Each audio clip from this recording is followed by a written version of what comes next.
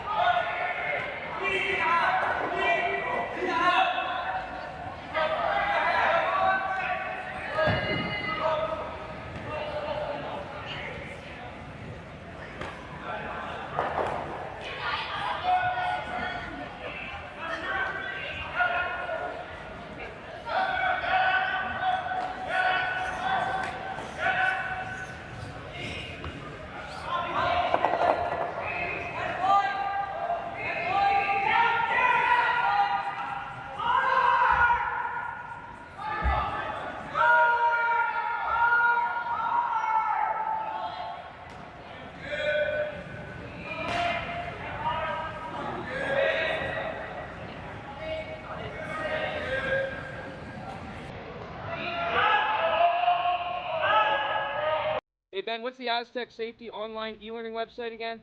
Yeah, that would be aztecsafety.com. Fire extinguisher and firefighting, we'll send that one to Paul. Ah, now here's a course I should probably take. Conflict resolution. Power line safety. Yeah, I thought it might help me with my line calls. Did you know this Aztec website has over 100 safety courses? Jeez. Aztec Safety online course. Ground disturbance. Could have used that a few seconds ago.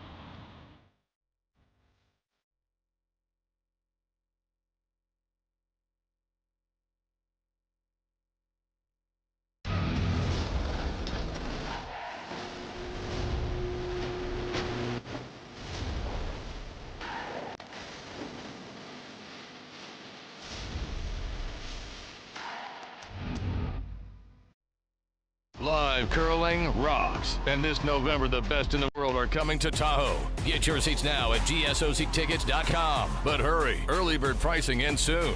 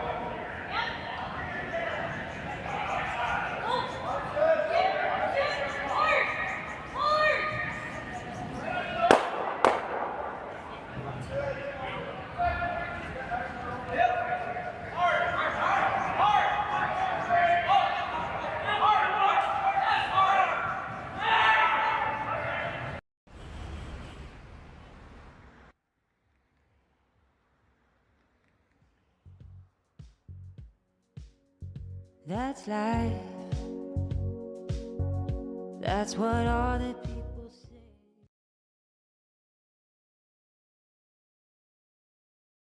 Hey guys, what can I get started for you today?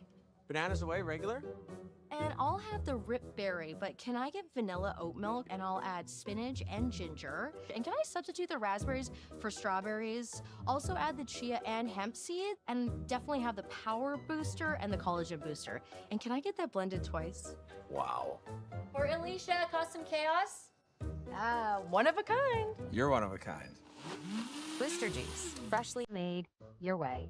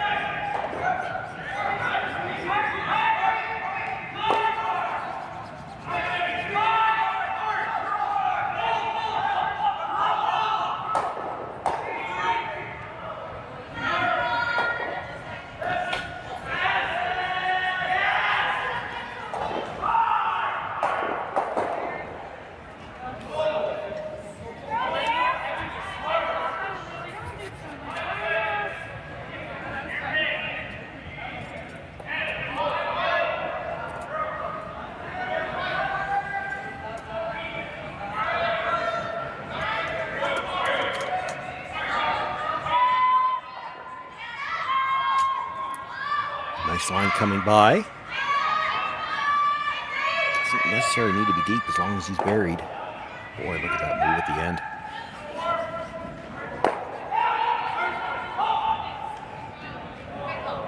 Still just the fifth stone of the end, so can't make a play on the guard. He'll look to come around one more time.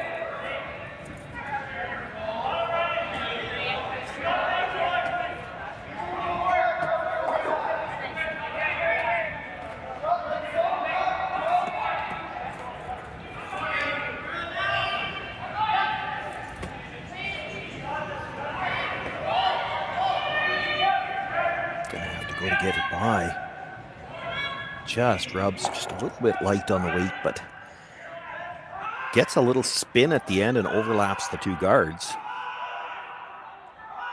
And that's a bit of a problem for Jordon McDonald. It's a tough double peel because it's coming towards the red.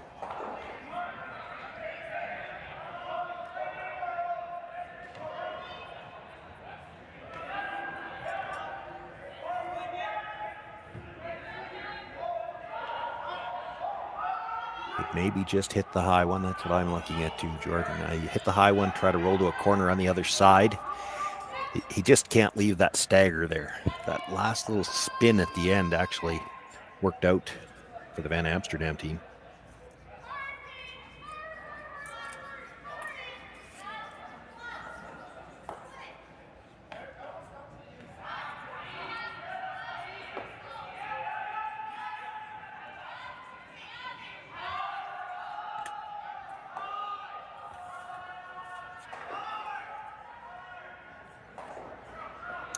A little too thin, catches their own stone and loses the shooter. So pushes their own stone out for behind cover. Could try to make a direct play at the second shot stone, the one in the rings. Evan's first thought, let's try to get rid of both of them. They're not that far apart, maybe 6 feet.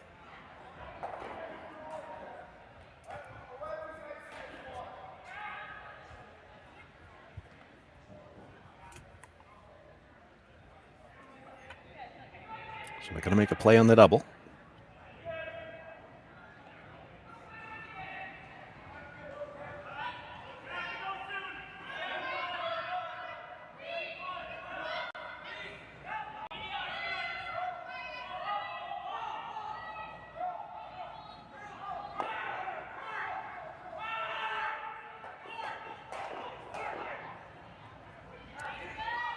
Jams it a little bit into the rings, into the 8-foot. Now it does get rid of the guards on the corner.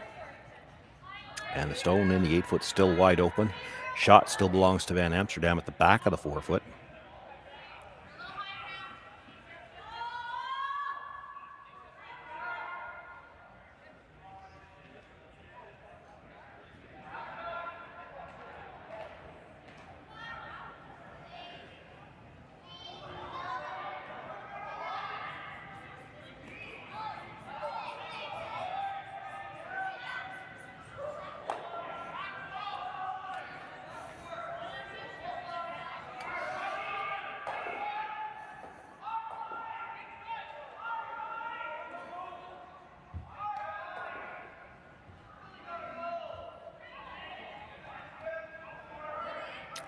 Just lost the line on this one. It's going to clip the yellow stone.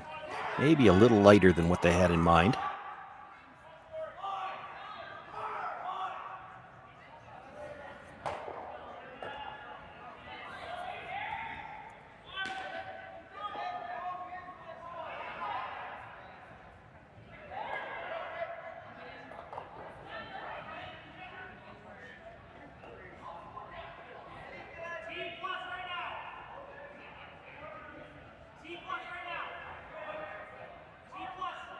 Down to third stones now. It's Jeremy Hardy looking to come down, make the nose hit on that.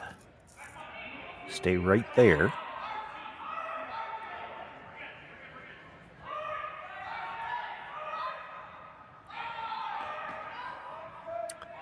Has to get by the front one. Can flop underneath a little bit.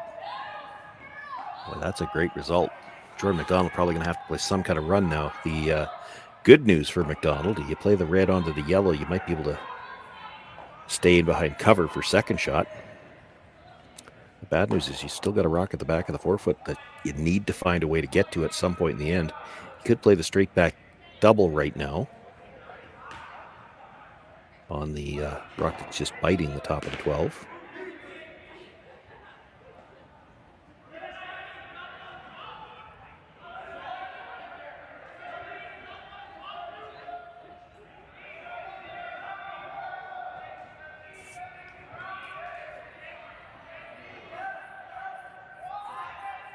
Play a tap on the red. That's what he's looking at. Kind of a tap split. He's trying to bring it straight back. Maybe move the yellow, get a better angle, get the red under cover. That might be the best result. But it's a tougher shot. This is a nose hit to double the stone out of the back of the 4-foot.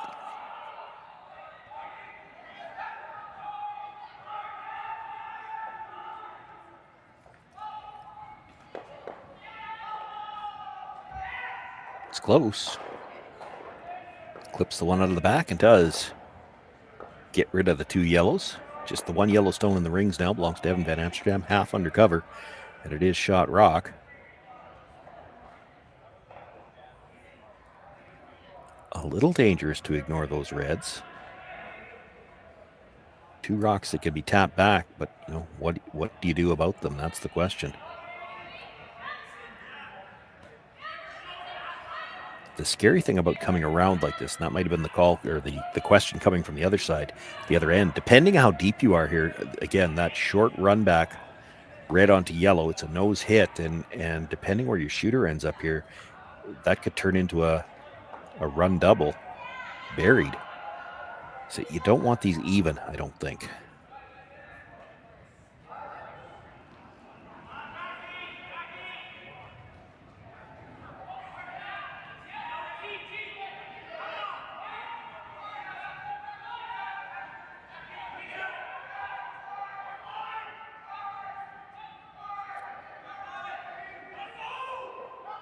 Sweep early was for line. You see it just gets by. That is a fantastic shot. Brings that right into the corner of the forefoot, maybe a sliver of the button. And now you can see that's a steep angle. If you were to play that red onto the yellow, it's pretty tough to make the double. It's possible. It's really thin on the yellow, though.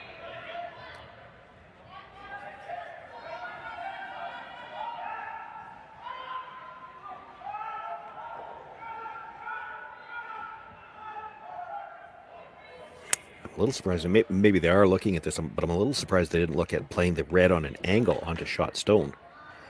And you should get your shooter out of the way. You might even get it into the rings, and the yellow at the top of the 8 would be wide open.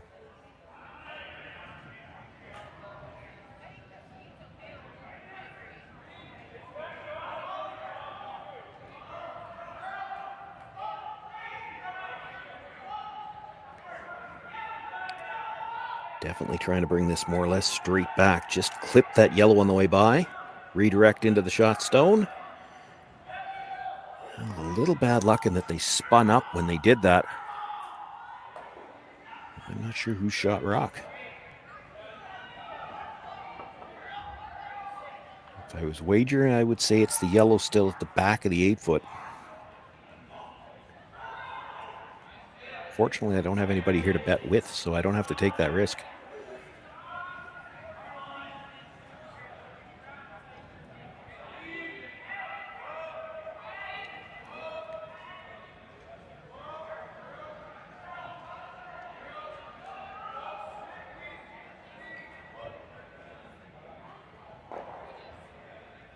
Boy, if Van Amsterdam's looking at the run back, I have to think maybe they think it's red that's shot.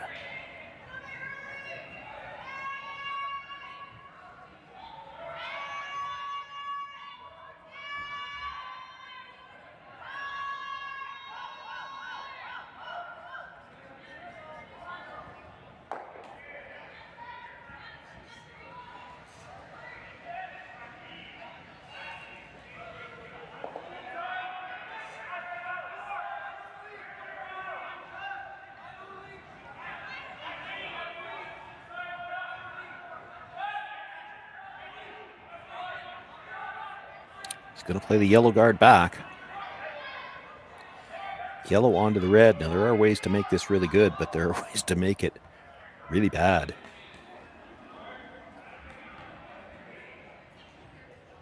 Hard to tell from the camera angle if there's any way you could drive it by the red and clip the yellow at the back.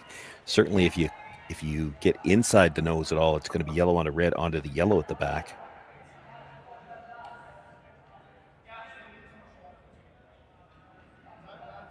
But if you could ever hit it right on the nose, straight back, hit the red in a manner that will drive it by the yellow and then roll the raised stone to the center line, we could be looking at another steal here. Yeah, but he's going to over curl. Does manage to spill everything out of the 4-foot area, but that leaves Jordon McDonald a chance at least to get around.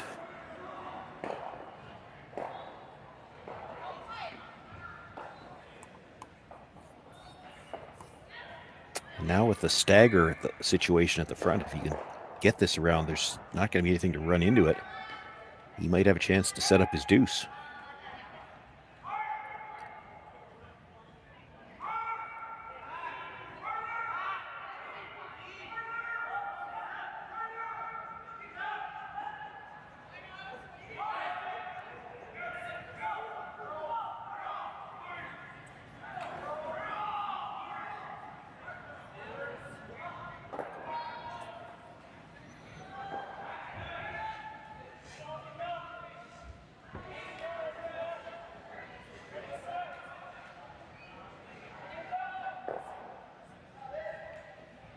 Big shot here for Jordon McDonald in the third end, already trailing 3-0, but out of nowhere, he was in trouble most of this end too, and may have a chance to generate a deuce here. Needs to bury one top forefoot here with his first.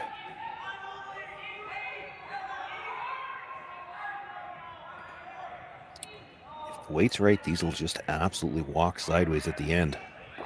Plenty of room coming by. Does not want to be behind the tee line. That would be the get out of jail free card, and might have stopped just in time.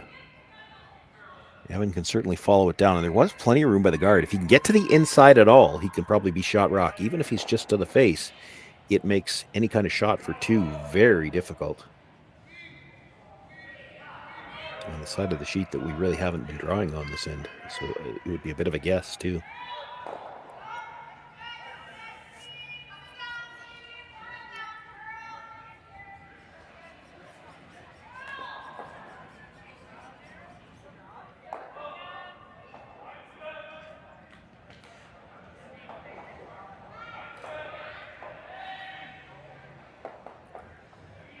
Steal a 1 in the first, steal a 2 in the second. Evan Van Amsterdam with his final stone here in the third.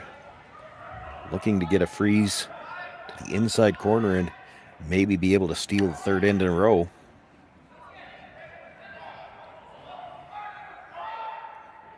Definitely looks to have tighter line coming in than Jordan did just a moment ago. Oh, did they lose it? No, they got it by. He will get to the inside, taps the red back just a little bit, and he does have shot rock.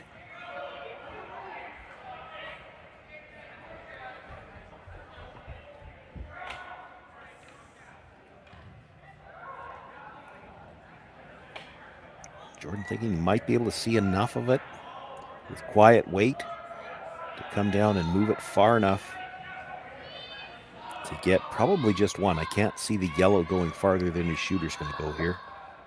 This is tough.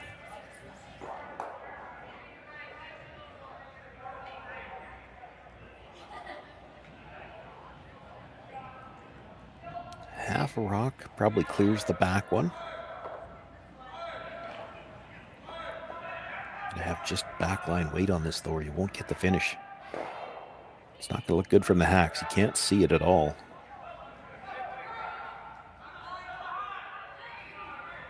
Sweepers have to be so ready on this one from both sides. You just never know whether you're holding it straight or carving. Got to make sure you're by, and then they may have to carve it at the end. By the front one. Catches the yellow. Now which stone's going to roll farther? What an outstanding shot. He manages to hold the shooter for the second point. Jordon McDonald, after giving up back-to-back steals, picks up a deuce of his own in the third end. Closes the gap to 3-2. Evan Van Amsterdam will have last rock for the first time in this game when we come back for the fourth. Imagine being able to stream every curling game from every sheet from any event, be it your Wednesday league game, bonspiel, or corporate event. Curling Stadium offers an all-inclusive streaming solution featuring high-quality cameras, ease of use, great reliability, and minimal installation. Offering your sponsors customizable ad space on your streamed curling games and being able to sell video packages to your corporate events for increased revenue. With Curling Stadium, you can stream to any device, be it your mobile phone, tablet, or computer. Push the feed to your desired platform, be it Facebook, YouTube, or any other social media. Curling Stadium is simply the way forward. Where it's commonplace in other sports to televise every game, we want to do the same. Curling is a global sport, and it's time it gets the coverage it needs. Make your curling club the next Curling Stadium.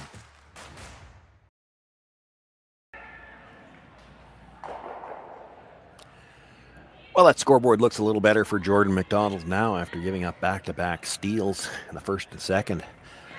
Faced with a very difficult shot for his last one, made an outstanding shot. And really, I say Jordon McDonald, but it was a team shot. They had to judge the line just right. You see here, picking it up halfway, a little bit of carve.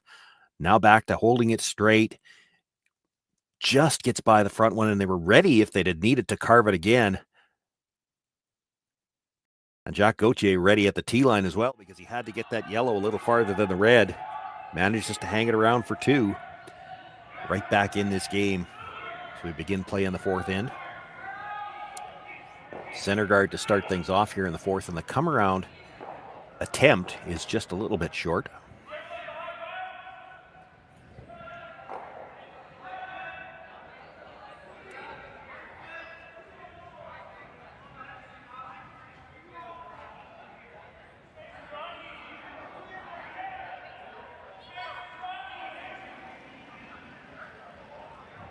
Cameron Olofsson tasked with coming around the guard. He's got a nice line. Will slide just a little bit deep.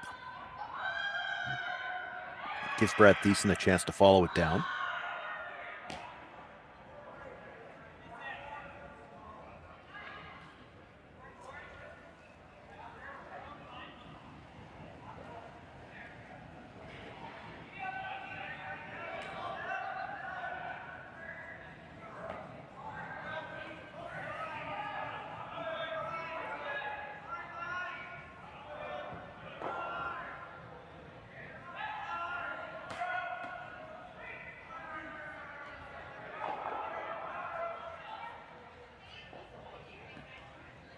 Boy, a ton of room by the guard, and this is going to get close to frozen.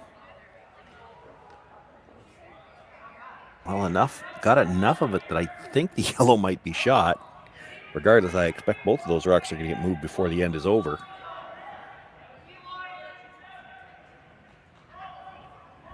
Jordan would like to cluster some things around that button for now.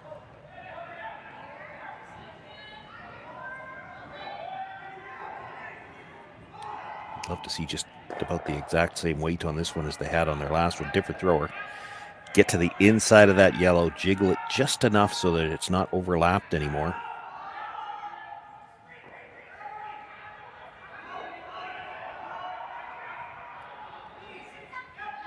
Still tons of room by the guard, and you know this is going to go, though. Look at that rock. Might have lost the line on it, actually. Comes to rest, just biting the top of the forefoot.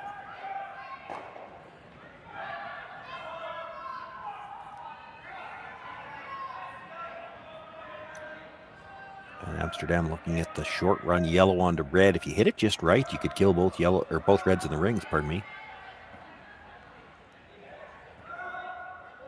Just ever so slightly across the face on the second one. It will come straight back. You can get rid of both reds.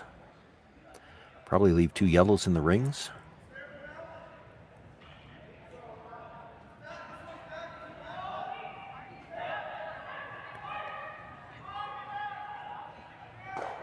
Gets one, gets two, does catch the third one. Lost the yellow run back stone as well, but Amsterdam sits one, edge of the button. Fantastic shot. You wouldn't have to hit this much thicker, and you'd keep that run stone in the ring somewhere too. One more look at it. They called a sweep on when they knew they were close. You don't want to ever risk over curling that, putting it onto the red one, or pardon me, onto the yellow one.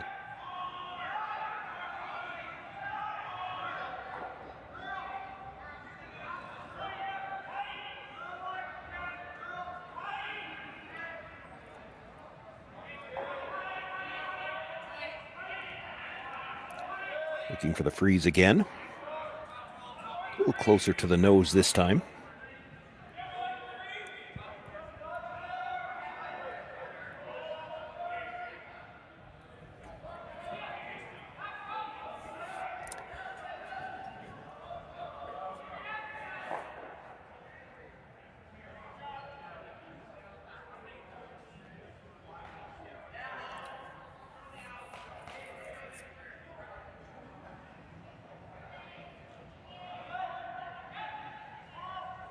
Just looking for the straight peel on the guard here.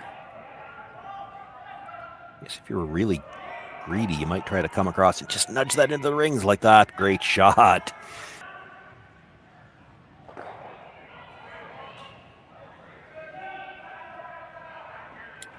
Jordan with the hit, rolls all the way across to the forefoot on the other side.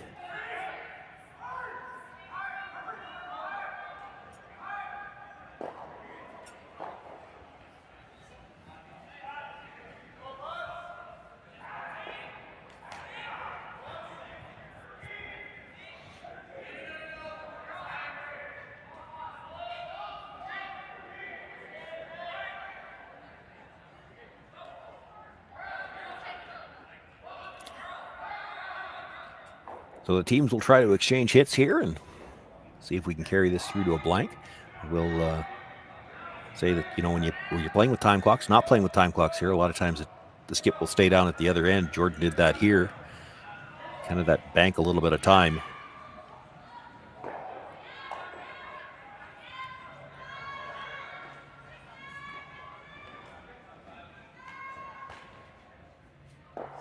They're going to try to roll towards the wings just to try to put it maybe in a spot that Evan hasn't seen yet. See if he can get a bit of a mistake.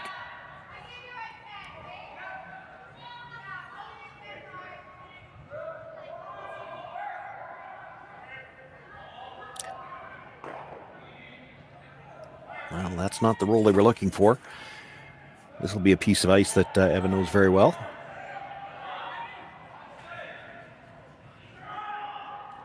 Needs to make the hit and roll out for the blank and keep last rock into the fifth end with that 1 point lead.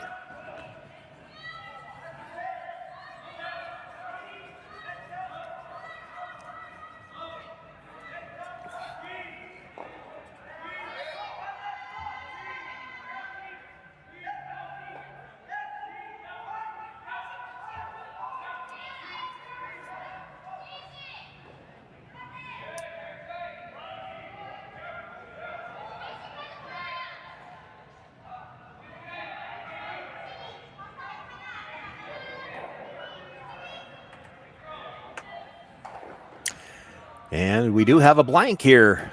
First one of the game, first one of the Bonspiel for me. 3-2 for Van Amsterdam after 4 ends of play. He will have last rock once more in the fifth.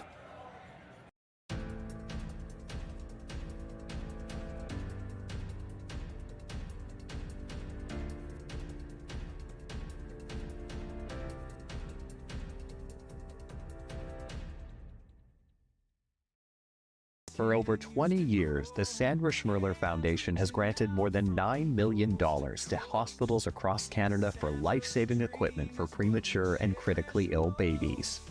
In the past 4 years alone, $4 million has been granted thanks to the curling community's incredible generosity.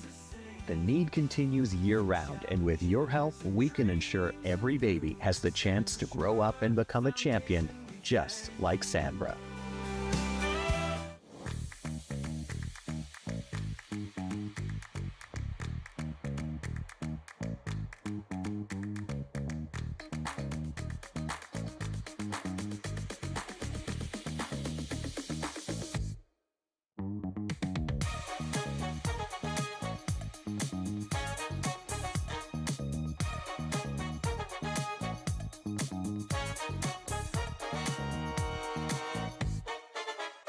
Welcome to the RockShop.net, the official store for the Grand Slam of curling. Whether you're looking for the best hats, stylish clothing, fun toys, or unique accessories, the Rock Shop has it all.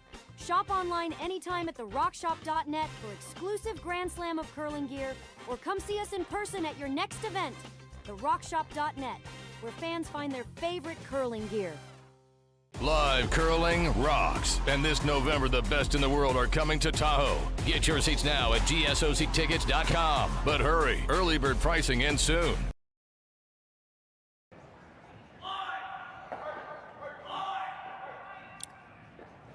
Fifth end underway here from the Saville Center in Edmonton. It is the Saville Shootout on the Curling Stadium Network. Thank you all for joining us this evening and throughout the weekend.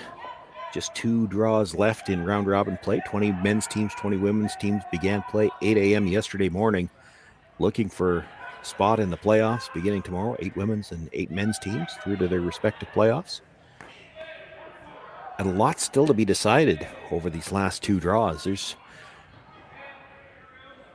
quite a congregation of teams on the men's side that could still end up in the playoffs, including both of the teams in this matchup here on Sheet 5. Both coming in with a record of 2-1. The winner of this one should be safely into the playoffs at 3-1.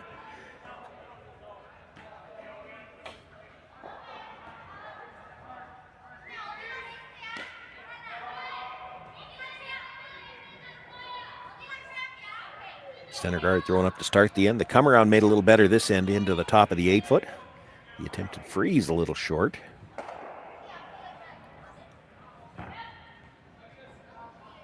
Now Brad Thiessen will look to come around everything.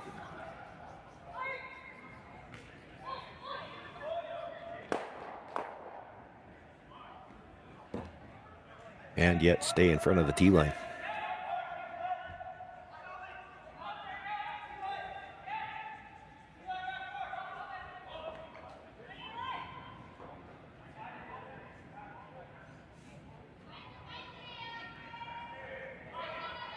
Got the come around everything part, but this is going to slide to the back.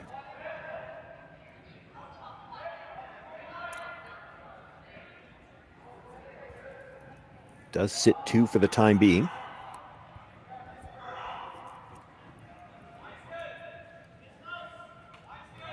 Elias Hamanicki will look to come around, and this is the fifth stone of the end, so you might see some hits right after this. I have to think Evan can't be happy with all the rocks clustered at the center line so far.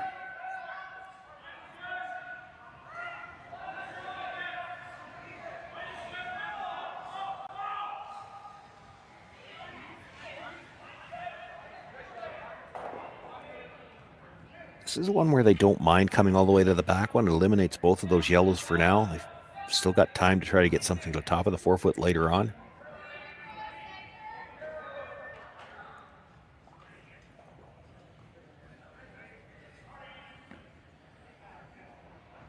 You knew Evan was going to start playing hits. Looks like he's going to play the double peel, which might take that yellow out of the top 8-foot as well.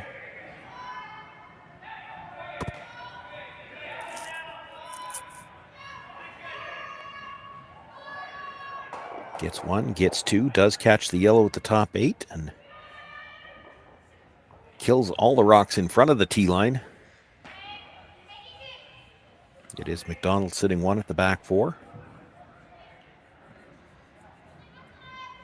And looking for the center guard.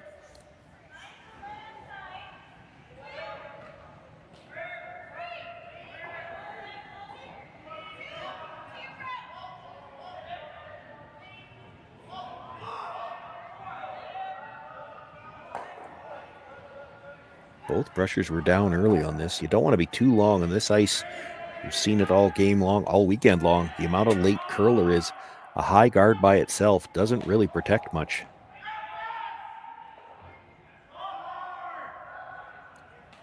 They get it close to halfway. It's still on the long side. You can see Evan Van Amsterdam thinking about ignoring it. They are going to play the peel though. Run it towards that red at the side of the 8-foot.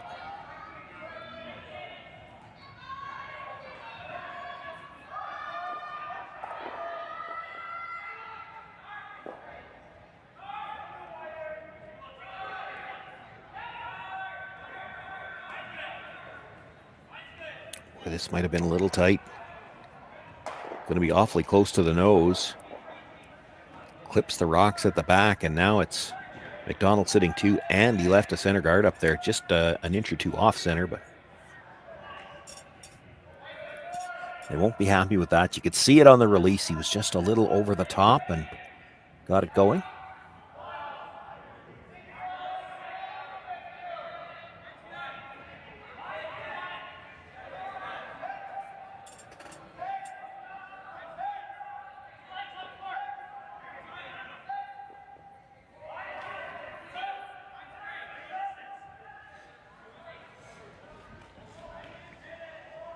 See now if the McDonald team can take advantage.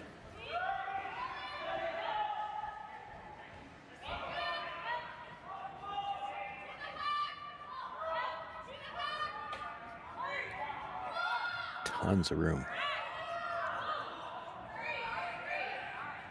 Really walking now, but it's got a long ways to go before it gets buried.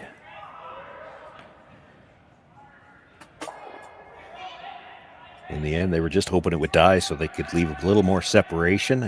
The double is coming. It's never a gimme. Probably about 5 feet between them.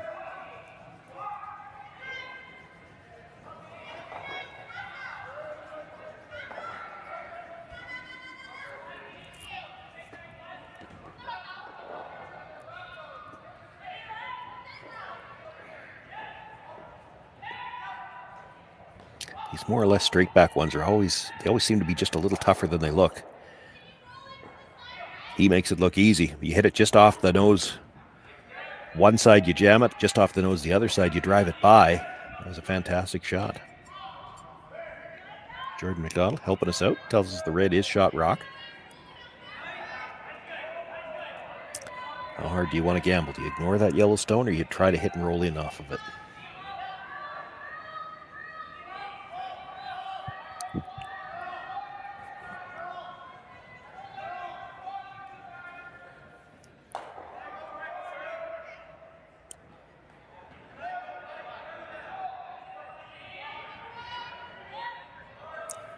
They are opting for the hit and roll under.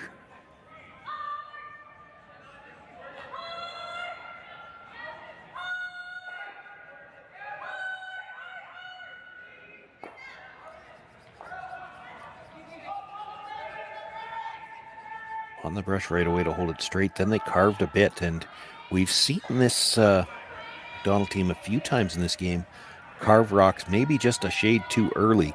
He rolls past the guard in this case.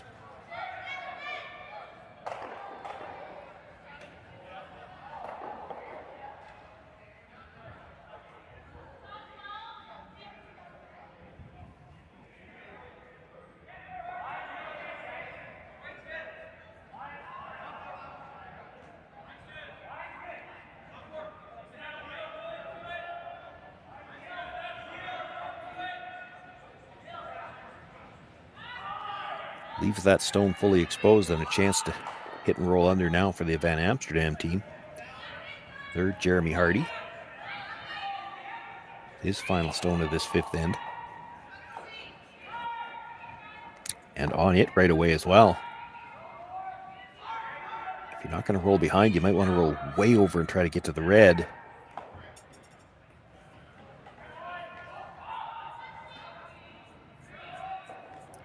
If they were going to try that, they would have needed to decide a little bit sooner. Does pop out just into the open. Another chance for Jordon McDonald to try to get under cover.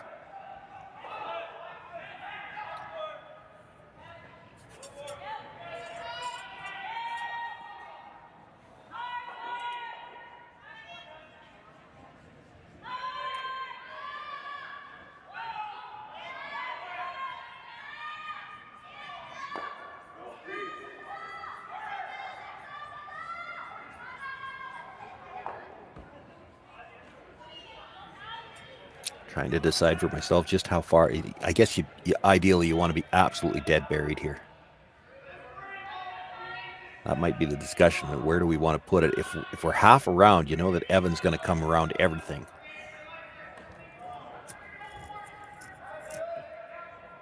If you nose hit it, I don't think you can hit and roll behind and be shot rock anymore. You might be okay with that.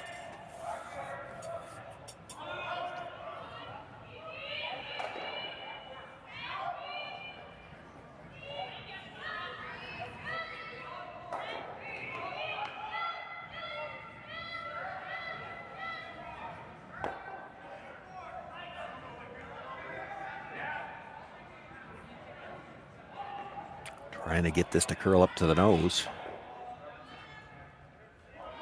Just a sliver on the outside. He does sit two and left his shooter out in the open.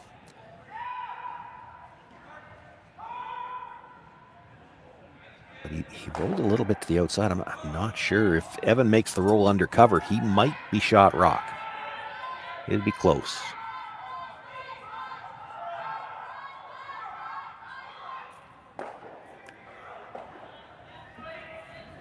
Talked about the thin double, but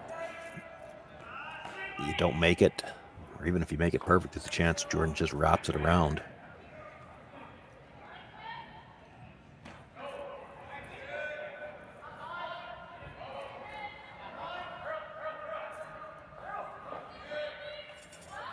I think if he was sure he could get shot on the hit and roll on the top one, he'd be playing it for sure.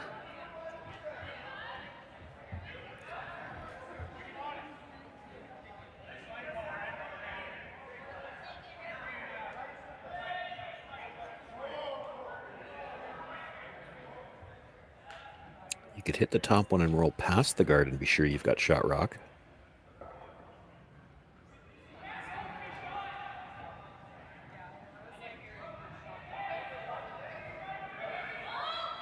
The danger in hitting the side one and rolling to the back of the forefoot, and that's what they're talking about. You leave the chance to freeze to it around the in-turn side. Boy, that's what they're going to play. This does carry some risk with it.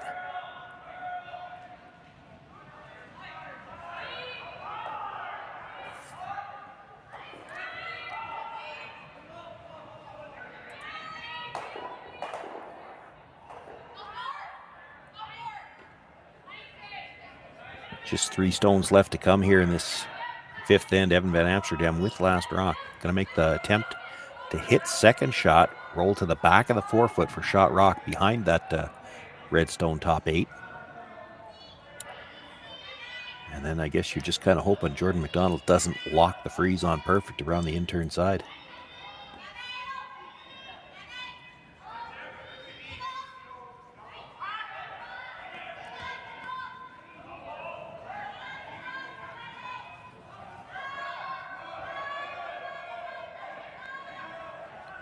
Needs it to curl at the end. Maybe overswept it a little early. He'll make the hit, but stays right there.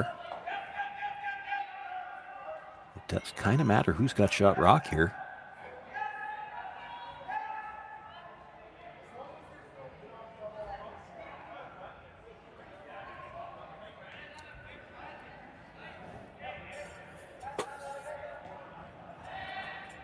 I do think it's the red that's shot. They're still looking at playing the hit and roll behind cover, but then it's a question of just exactly where do you want to roll. If you put him in a spot where he could try a double for the blank, he's going to throw that for sure.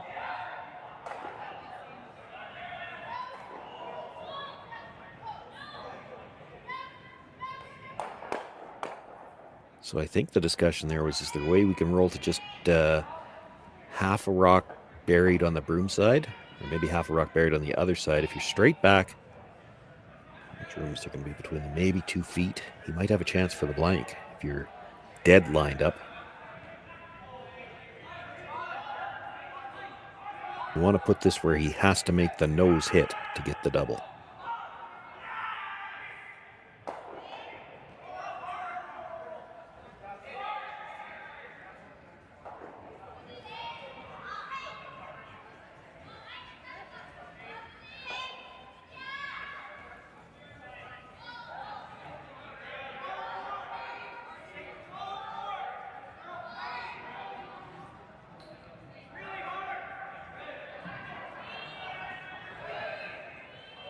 Going to need to curl to get any kind of roll at all. Hits it right on the nose. Now, interesting spot where it ended up, though. For the nose hit on either rock for Evan Van Amsterdam, he wouldn't have shot rock. So you've either got to play the roll, or he's looking at possibly the double for the blank.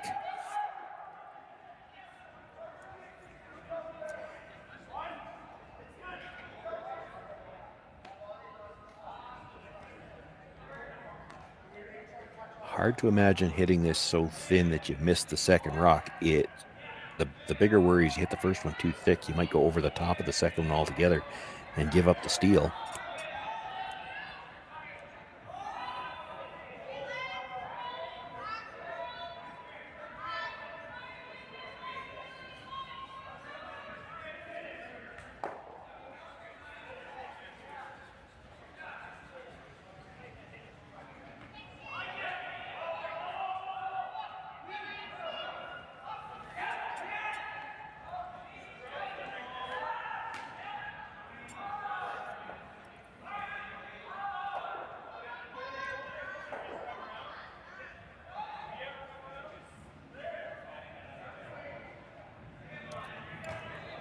Final stone here, the fifth end, Evan Van Amsterdam looking for the double for the blank. And they're on the brush right away. He's got to be thin on this first one. It's going to be a little on the thick side. It does roll across. Now, will it spin back?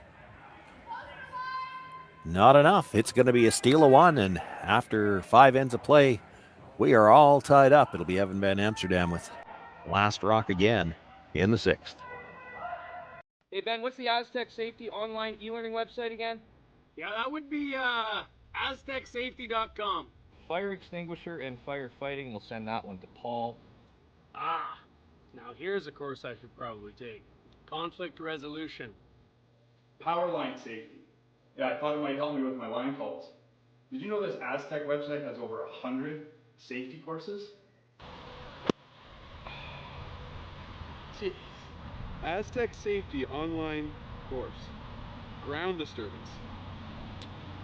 Could have used that a few seconds ago.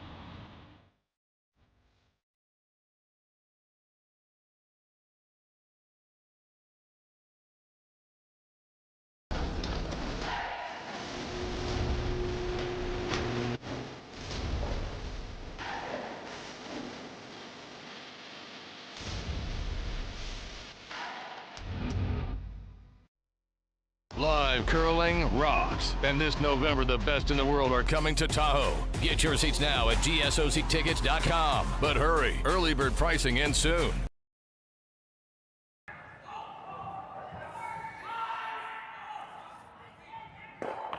Sean Joyce with you live from the Saville Shootout on the Curling Stadium Network. Connor Sims on production for me. We've kept him busy. There's been some outstanding shots, a lot of good replays to be seen, and maybe a few more yet. Might be a few more yet highlights in this game. We're all tied up as we begin play in the sixth end. Winner in all likelihood through to the playoffs. I guess it's not guaranteed, but you would think 3-1 should get you through. Not only should 3-1 get you through, there's a chance 2-2 will get you through, I think.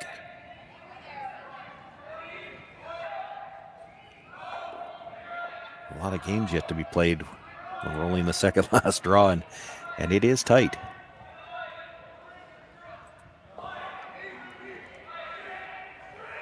Entering this draw, 1, 2, 3, 4, 5, 6, 7, 8, 9, 10. 10 teams at 2 wins or better coming into this draw.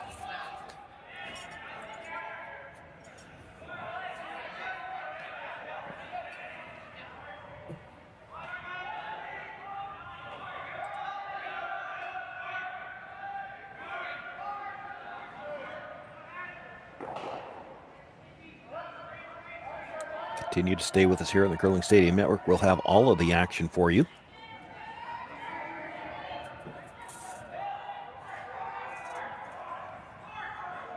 Final round robin draw coming up tonight. That'll determine the playoff spots, and we'll have playoff action for you starting tomorrow morning.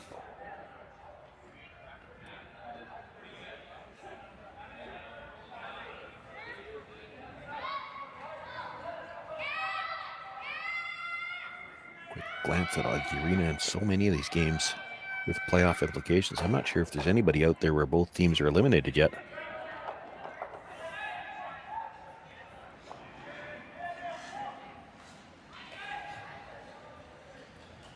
There are still 2 teams out there somewhere that came into this draw having only played twice, so they're playing this draw and the last one.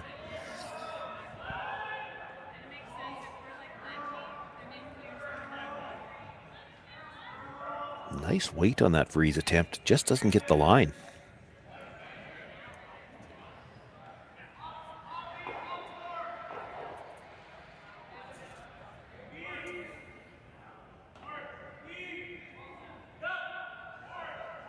Jordon McDonald asking for the freeze into the pocket.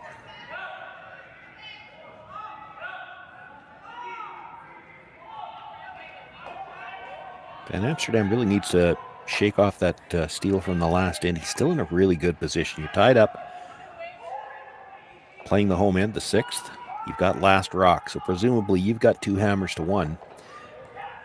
Jordon McDonald, in a perfect world, he'd love to see a blank, but it's hard to force a blank when you're the team without last rock.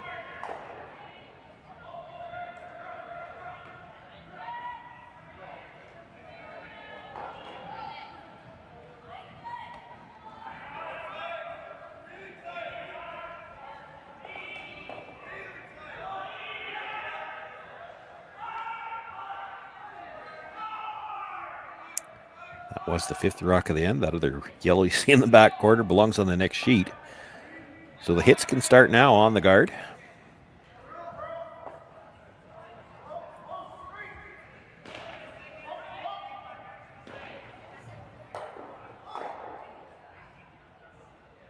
They're looking to make something move in the rings, but they just get the peel on the guard. That's not a bad result.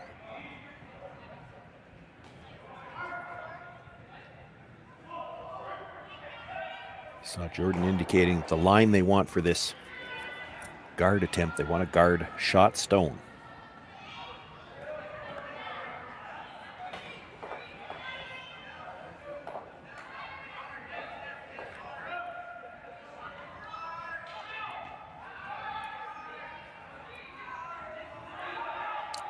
Inside rusher was down right away.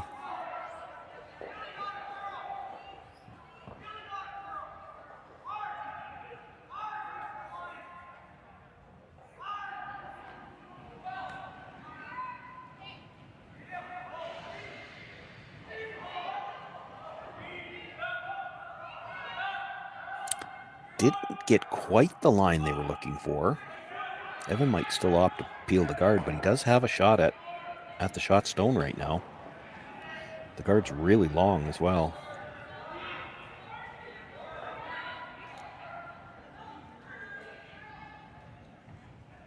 By getting rid of the shot stone, he also eliminates that pocket that the third shot is frozen into. This is probably the right call.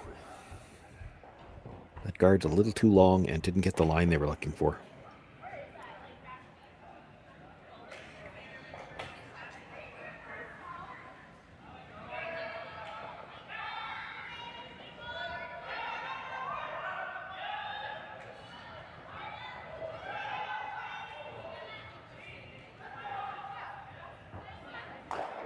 Starting to walk over now. A little thin on the red one, does push the yellow out further into the open, at least gets rid of the pocket.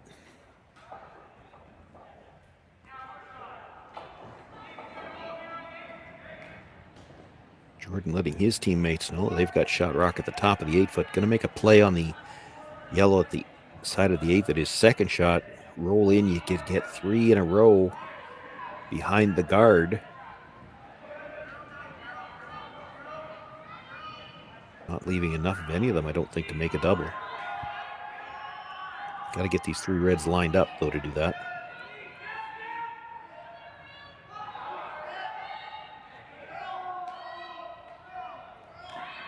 Trying to get some curl at the end. This is going to hang out there. Be a nose hit. It does sit 3.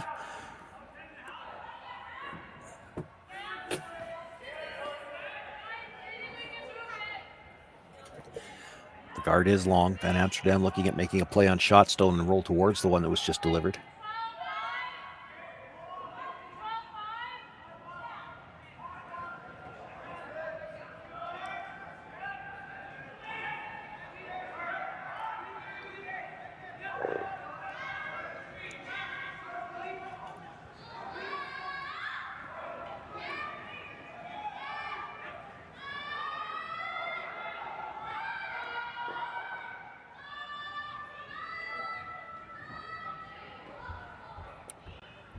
This to curl just to make contact. He's going to get a piece. Touches the second one. Shooter carries all the way back and moved all 3 reds. Didn't kill anything. McDonald stone at the top of the 4-foot definitely shot rock. Hard to say who's second. Jordan thinks it might be them. I'm not sure it matters. I think you're playing the guard here regardless.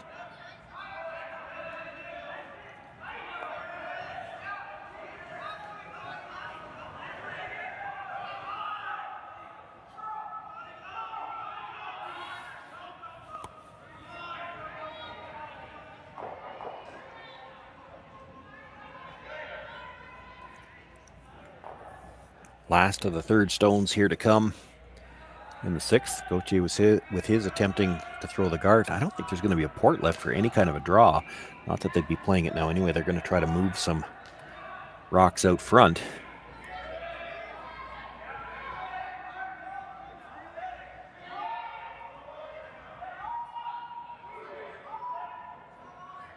It's pretty good placement. Now, do you play the double peel or do you try to run that straight back and see how many reds you could get rid of?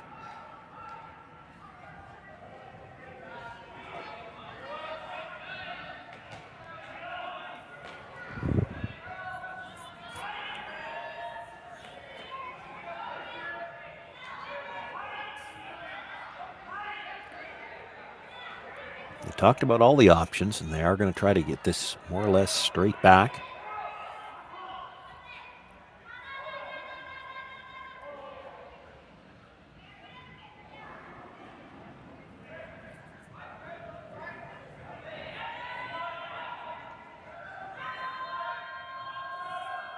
It's close.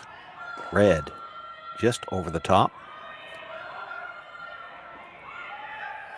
Trying to make sure they roll that shooter far enough out of the way that they still have a shot on the intern side. I'm not sure. See Jacques Cotier looking again. They're still not positive, I don't think, who's second. I'm not sure it matters. I think you're guarding that shot stone. It's tough right now to draw. If we were down to last rock, it would be tough to draw to the button on the intern side. It looks like there's a port there, but the way they carve over at the end, by the time you're by that Yellowstone that just rolled over, I'm not sure you get by the stone at the top of the forefoot.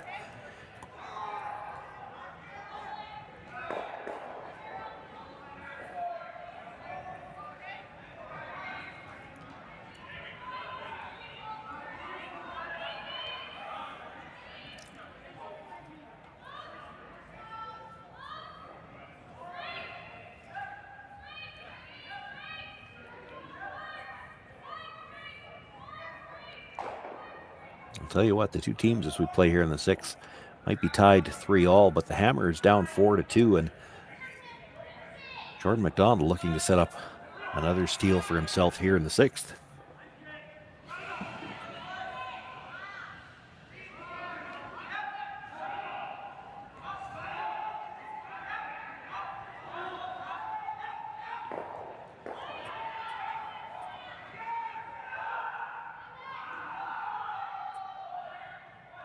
That's what I mean about how much they walk at the end. They couldn't sweep that one because they were afraid it was going to touch the yellow corner guard, and he still gets back to the center line.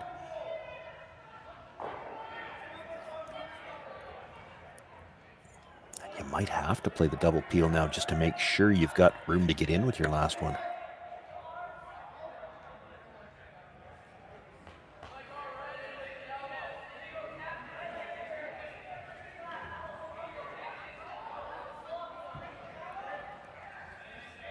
Boy, looking at drawing with his first, this is a risky shot.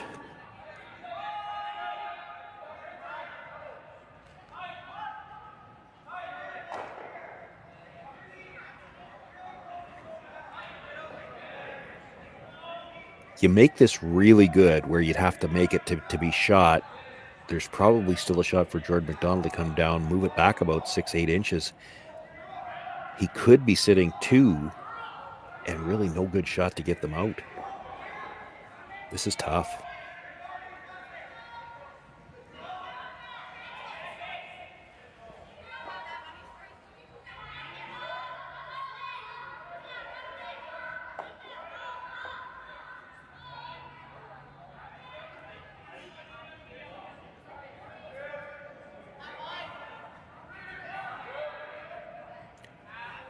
Rushers will make a quick decision.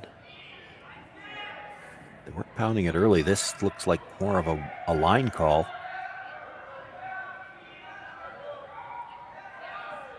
Got to get by the red at the top of the forefoot yet.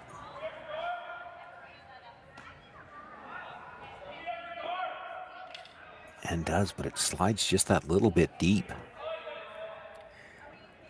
This is what I was talking about. Certainly Jordon can follow it down. If he just sits on the face of it, he's got a chance to steal one. But if he could move it back about a little bit more than a foot, he could be sitting 2.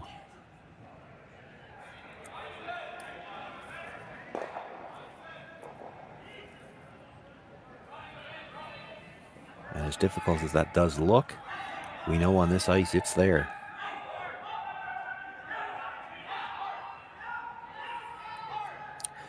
Has to get the line for the freeze first. They'll sweep it for the tap if the line's perfect.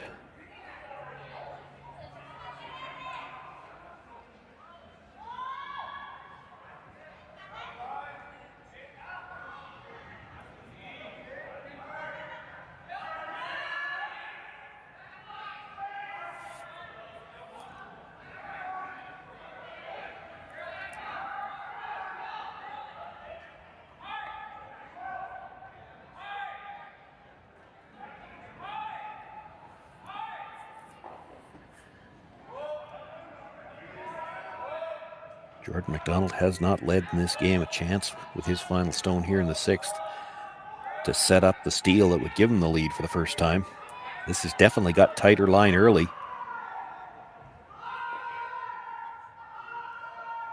Gotta get by the front one. He's not going to.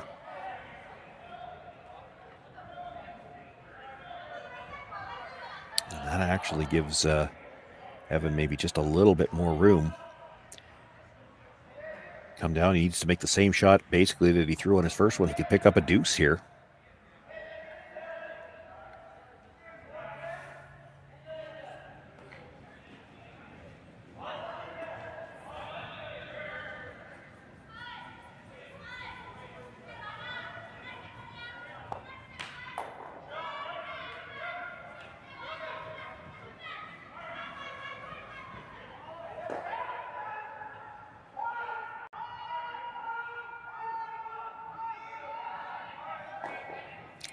Final stone, 6th end of a tie game. Van Amsterdam sitting 1 and a chance to draw the button for 2.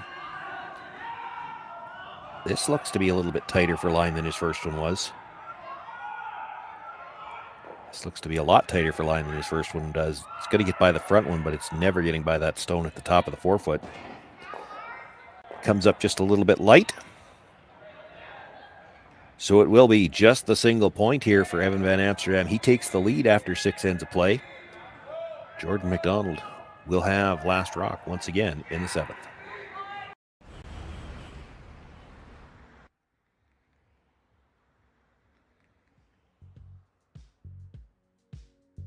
That's life. That's what all the people say.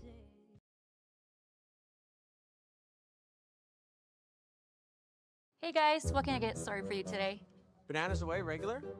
And I'll have the rip berry, but can I get vanilla oat milk and I'll add spinach and ginger? And can I substitute the raspberries for strawberries? Also add the chia and hemp seed, and definitely have the power booster and the collagen booster. And can I get that blended twice? Wow. For Alicia, Custom Chaos? One of a kind. You're one of a kind. Twister juice, freshly made your way.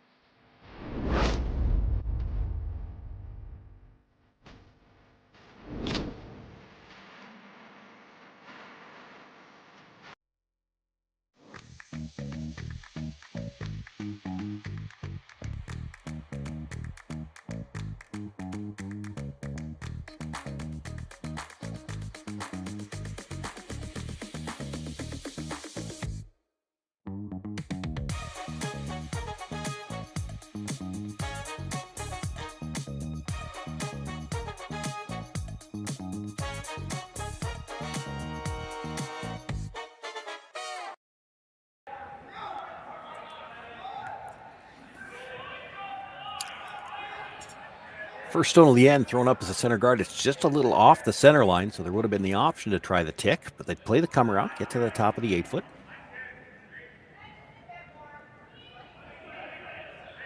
Brad Thiessen now will be asked to come down, corner freeze the red.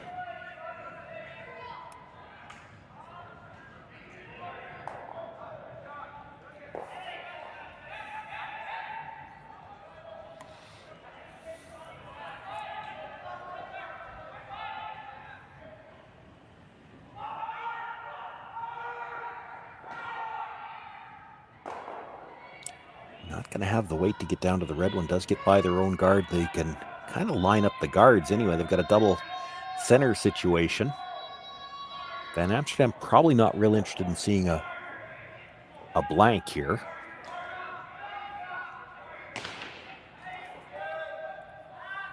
Evan would like to see a single point scored either way.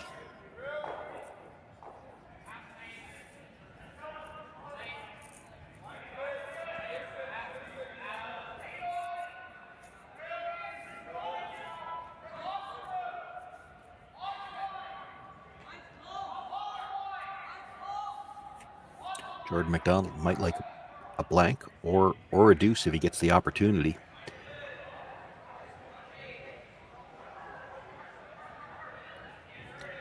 He's got a nice setup so far, sitting 2 behind cover to start this end.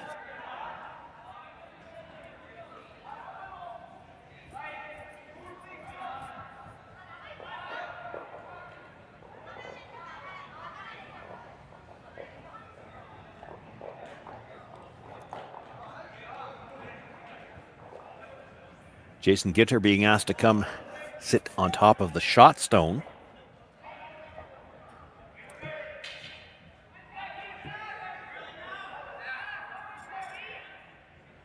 And I expect you'll see the peels begin.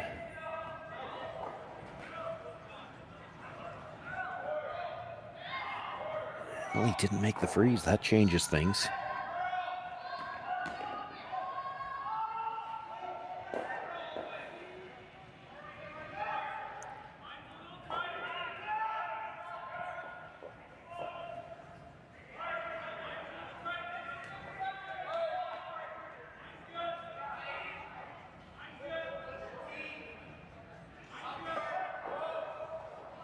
Jacques Gauthier going to take a look at the angles in the house.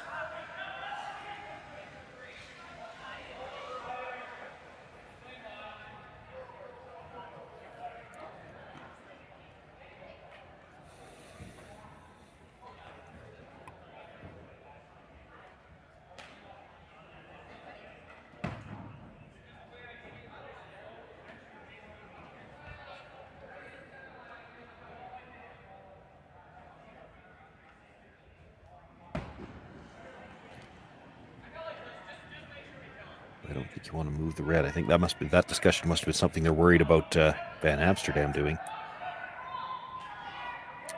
The 2 shots they talked about were hit the yellow and roll to the outside. Not bad shot. You'd be sitting 3.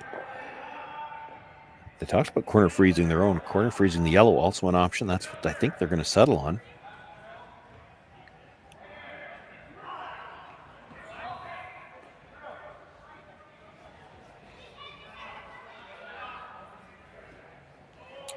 This might be just because I think what they were talking about, the corner freeze their own, and Van Amsterdam could come down and just try to nudge it back behind the tee line. You corner freeze the yellow instead, and he can't do anything with that red stone at the top of the forefoot.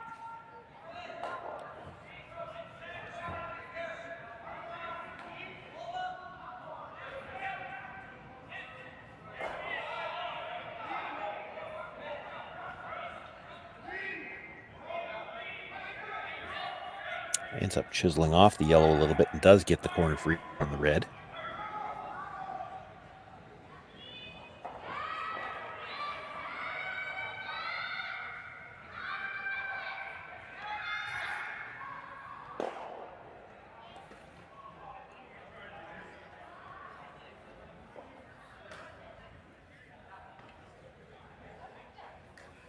So look him come down, nudge red onto red, move that red shot stone back, and you'd love to leave the yellow red almost dead frozen straight back so you could blast the red out later. In order to do that, he's got to hit it just a sliver on the high side. Boy, he's got to work to get by the guard. Oh, good job on the brushing. Does hit it just a sliver high and does stay dead in front of it. It is McDonald sitting 1, but it is vulnerable with that yellow stone sitting right in front of it. One more look at this. Boy, when that started curling early, I wasn't sure they were getting by the front one. Great job on the brush by Brad Thiessen. Hits that just that little bit on the high side because you know the red's going to kick back and he ends up dead lined up. And I believe the call for McDonald was they're going to try to break up that pair in the top forefoot. He's going to have to move the red one a little bit. Ideally on a bit of an angle. You want to be just to the inside of the yellow. Tap yellow onto red. Get some separation between those 2 rocks and stagger the 2 that are left in the 8-foot. He's going to be awfully close to dead lined up though. Yeah, that's not the angle they were looking for, I don't think.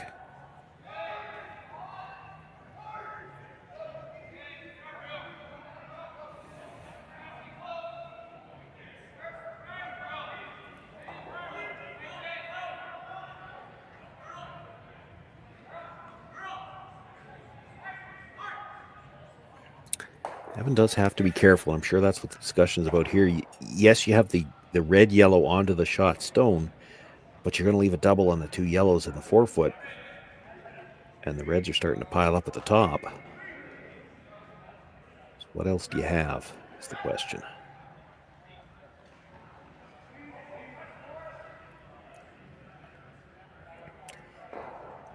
Could save that red yellow for later. Right now, Jordon McDonald can't do anything with it because it's coming back onto his own stone.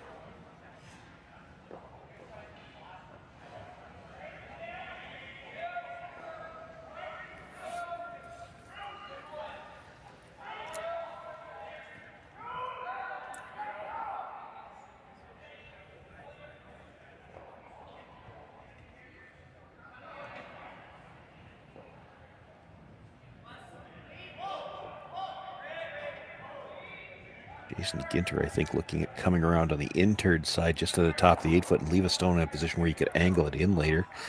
I kind of like that call.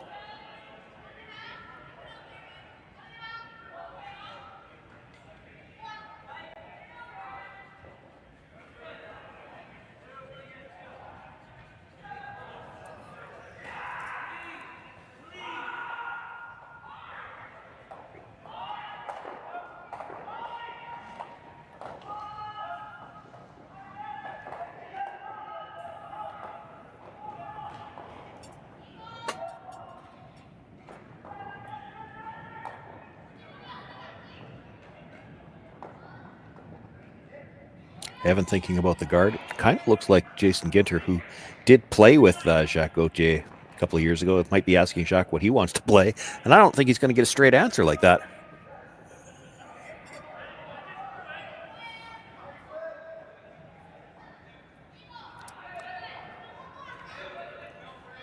And you see the former teammates talking at the hog line.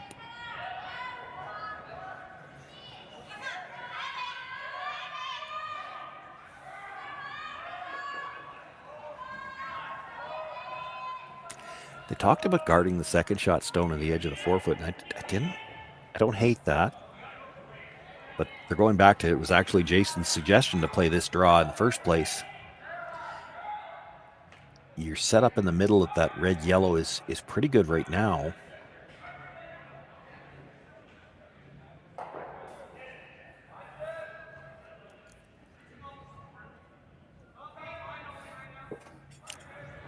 You have to be so patient in these situations, and it is tough. You want to make a play to get shot rock, but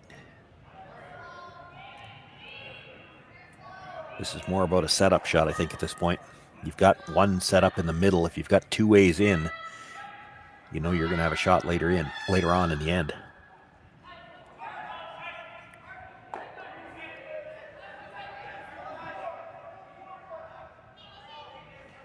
Well, this is going to come up well short.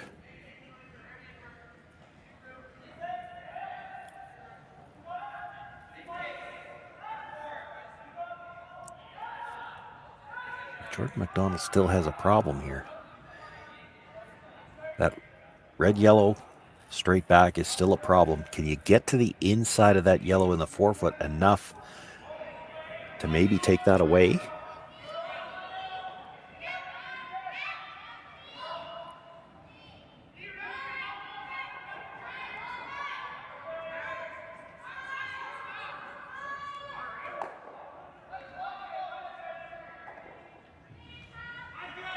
They're going to talk about it as well.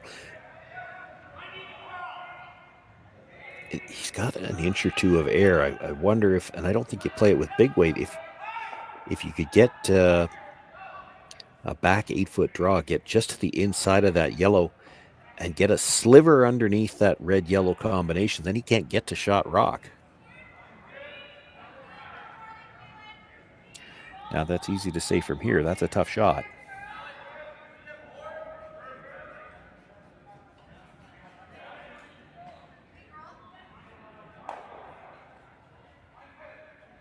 You got to get a good piece underneath or you're leaving a double on the reds.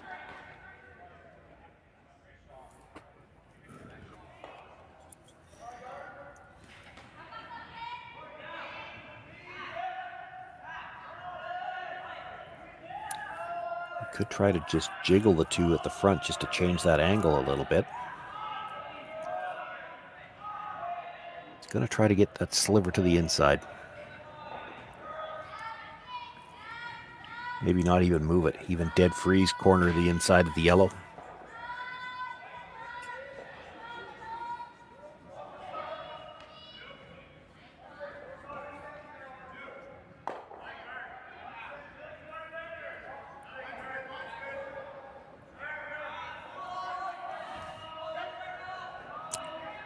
I saw one finger point up, and I think the reading lips, it said hot, so a little worried that it's a little strong early.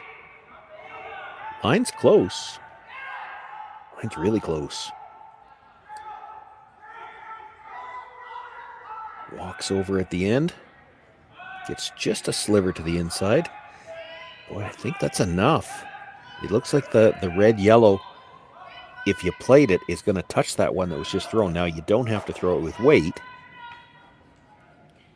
You could play it as a draw tap. It's still okay. Did he get the rock that was just thrown by the yellow and double that red out of the button? Maybe. Maybe just. That's what they're looking at.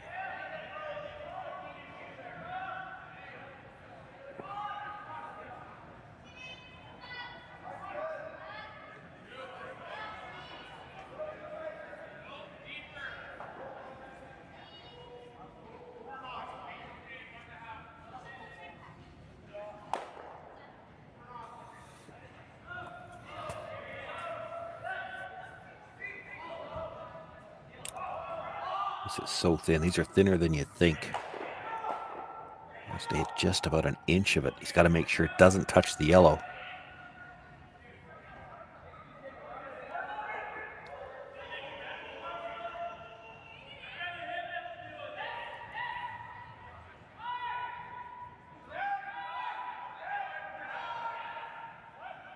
Working on it for line. He is going to double the yellow out.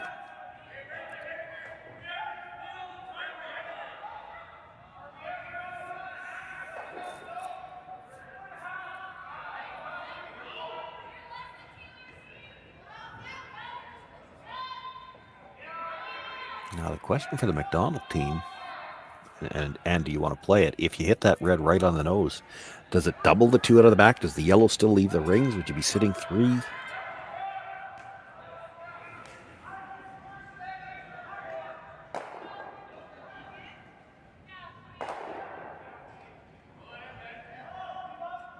And what would the angles be like after the dust settles if you do decide to play that? You might force Evan Van Amsterdam to come right around everything, so what's going to be left?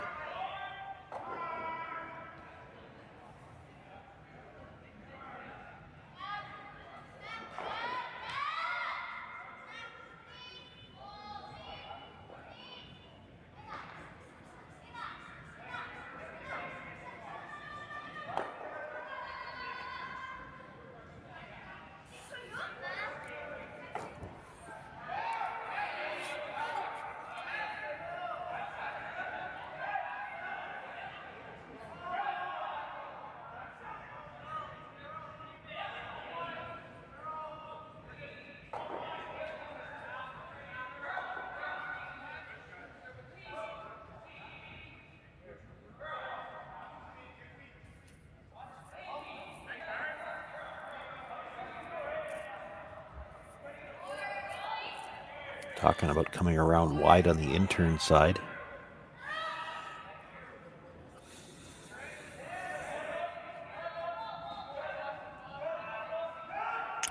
Talking about peeling some guards as well.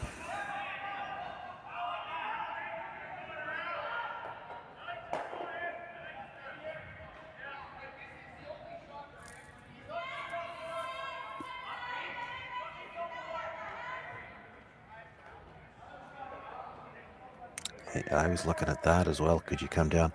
Great shot if you could make it. It's really tough. It looks super tough from the hacks. That rock is completely overburied. It's almost a full rock's width, maybe a sliver behind the wider guard.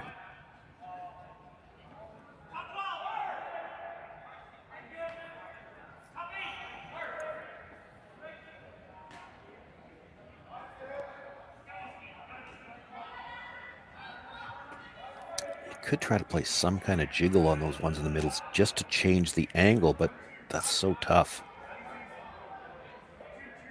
You're going to leave everything overlapped. You still need a way to get that yellow out if you're worried about that.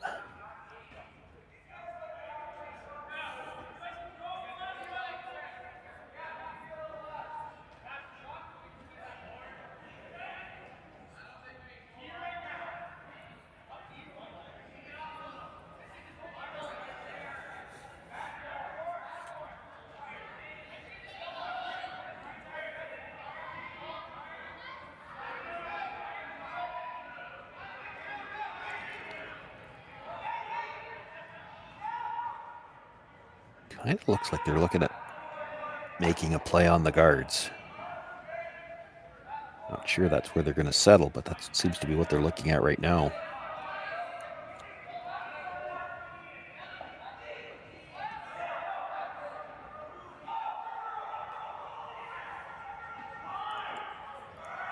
Try to get the high one across the face of the tighter one a little bit. Just double peel.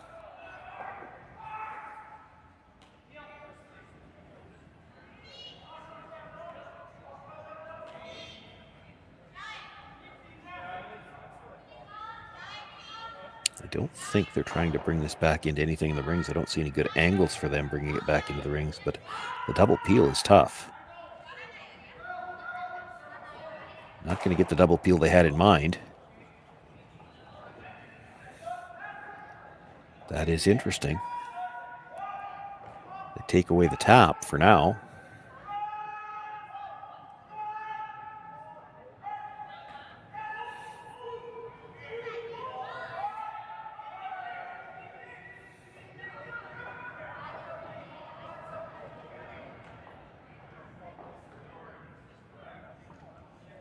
And Evan is going to play the wide intern, see if he can get around that stone at the top of the 8-foot and maybe get into the button area. Could be sitting shot after this.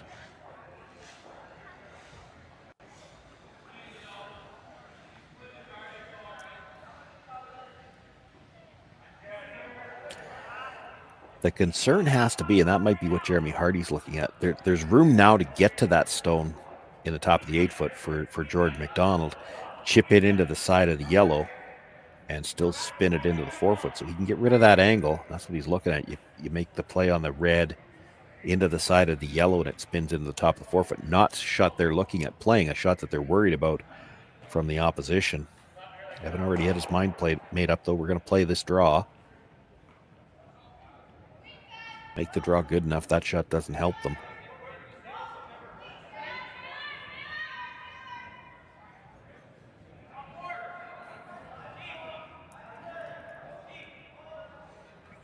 Still a lot of room. Starting to curl now. Curling hard now. Boy, they had backed away from this a little bit when it was way out there. Ends up in a pretty good spot.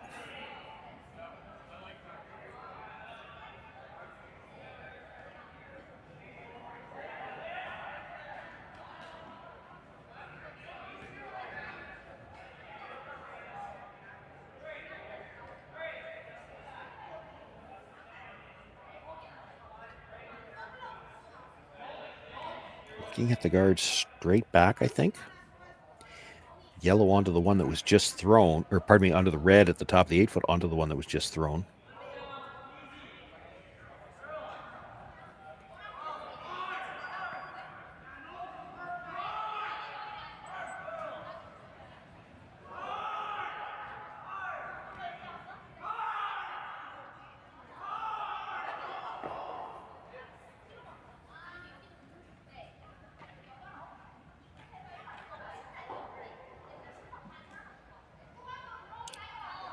Tough shot, but if he makes it, he could be sitting 2 after the rocks all come to rest.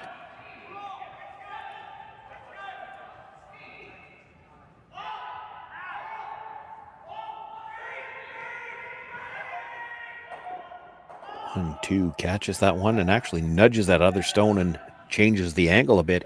He does sit 2. That's a really good shot.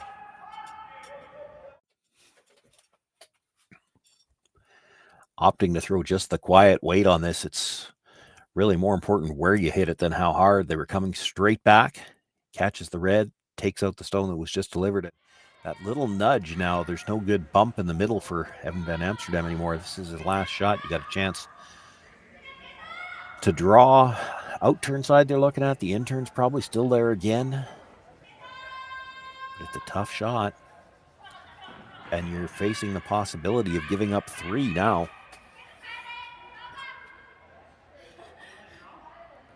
Similar run is probably there. Red onto yellow. Onto the red that was just tapped up. And you might move both reds. But to make that, you're probably rolling away and still leaving a deuce opportunity in the middle. That red-yellow is going to be accessible now.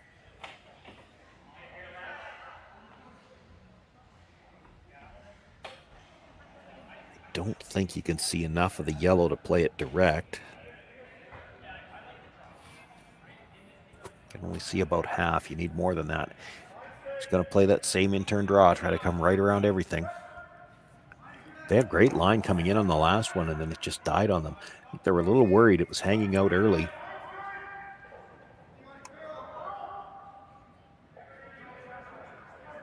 If he has the same line coming in here, they could bring it right down to the shot stone.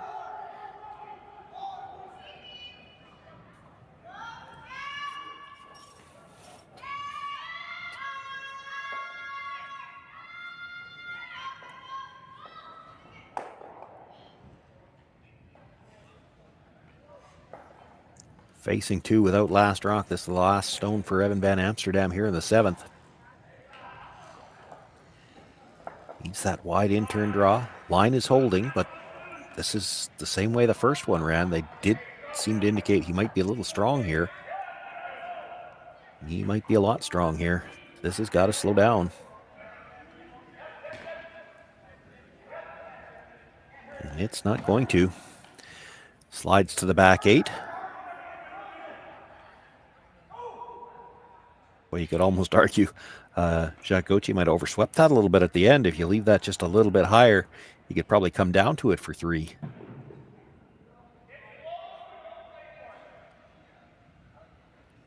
That's what Jacques was just looking at, but I wasn't able to read his lips enough to know what he said.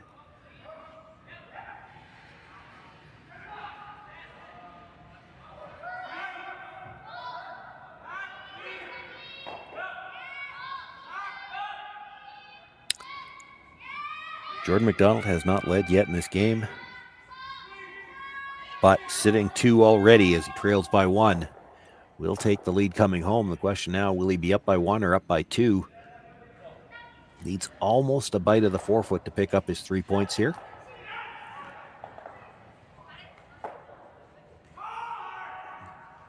Looks like he might be able to come to the back one. Hard to tell.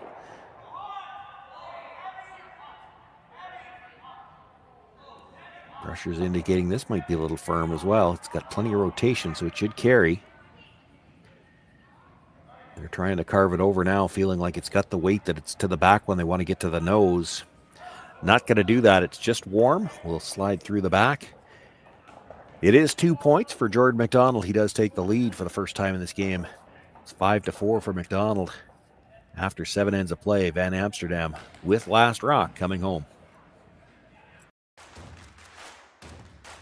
Imagine being able to stream every curling game from every sheet from any event, be it your Wednesday league game, bonspiel, or corporate event.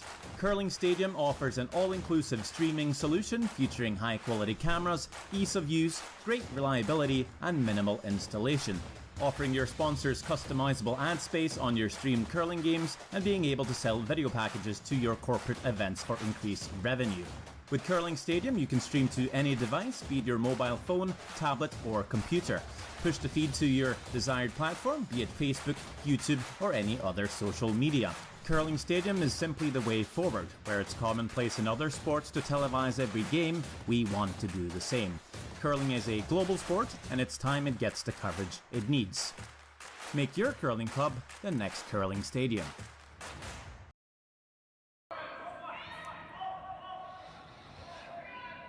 Now this is shaping up for an outstanding final here. Tied up, or pardon me, A 1-point lead now for Jordon McDonald for the first time in the game. Up 5-4 coming home. Van Amsterdam with last rock.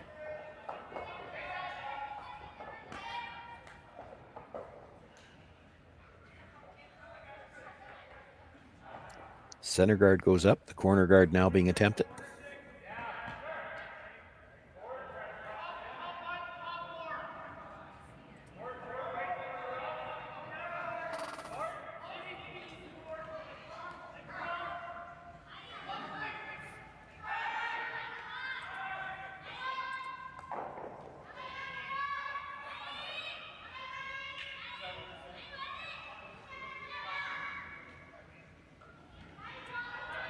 Didn't see the call here, whether they're looking to come in or play the double center. There are some teams in this scenario that feel the best way to defend against the deuce is to play for the hard steal. Does look like they're coming in.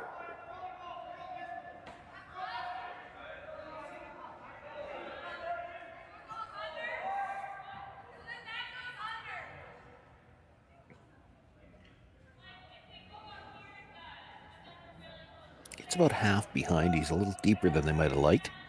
Still forces Evan to play in the middle for now.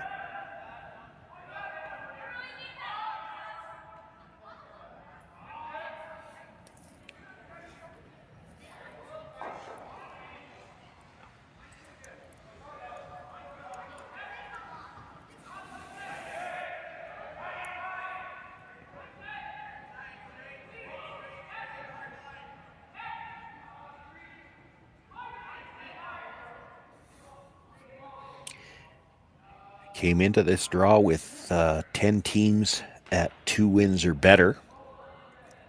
With some scores already final, there are now 11 teams at 2 wins or better. The winner of this game moves to 3-1 and should put themselves through to the playoffs. The loser might still have a chance based on the draw to the button tiebreaker, but again, you can't say it too many times. You hate to put yourself in that situation. You'd like to control your own fate, and 3-1 should do that.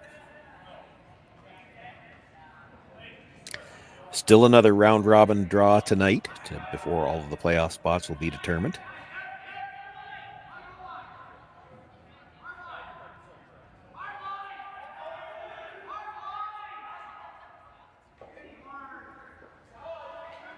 Well, that's yet another issue. If you lose this game and have to wonder about a tiebreaker situation, you might have to sit and watch that last draw. You've got no control over it whatsoever. You can only watch to see what happens. That was the 5th rock of the end, so the peels can start now.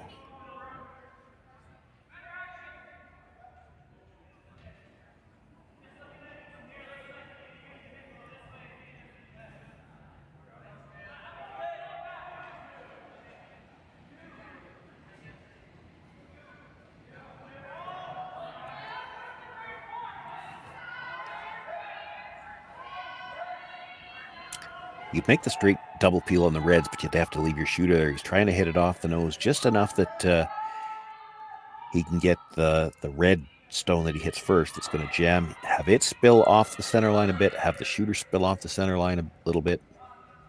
Maybe leave 3 guards on that corner.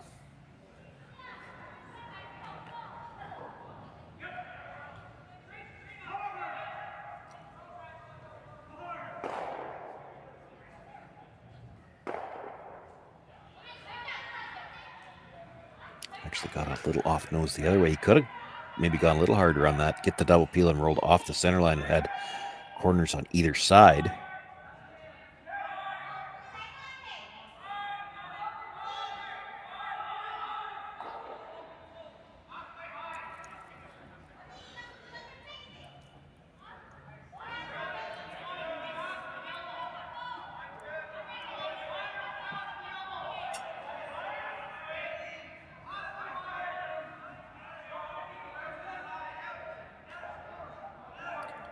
Jordon will look to guard the yellow in the rings just so that it's not available for straight back onto the red.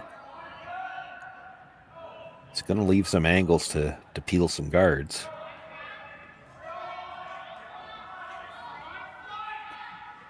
Evan has to be a little careful. You peel too many, and at some point in time, Jordon McDonald will just switch gears and force you to one.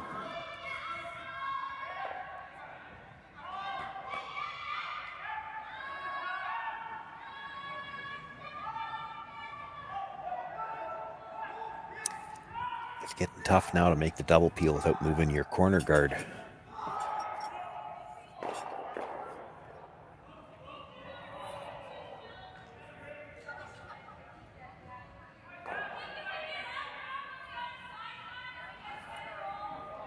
Looking to make a play. Tight yellow guard onto the yellow in the rings, onto the shot stone and the button.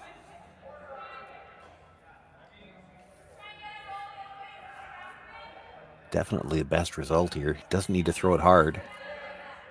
That indication is he wants to throw it hard, though.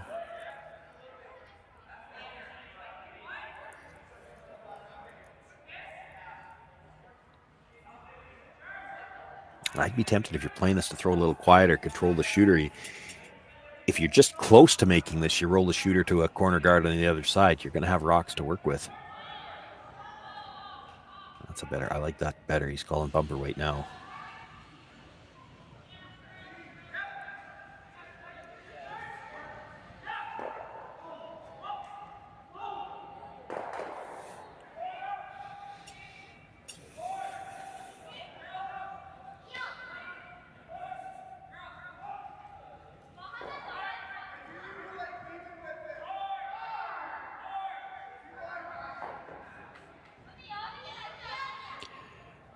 Jason Ginter looking to run yellow onto red.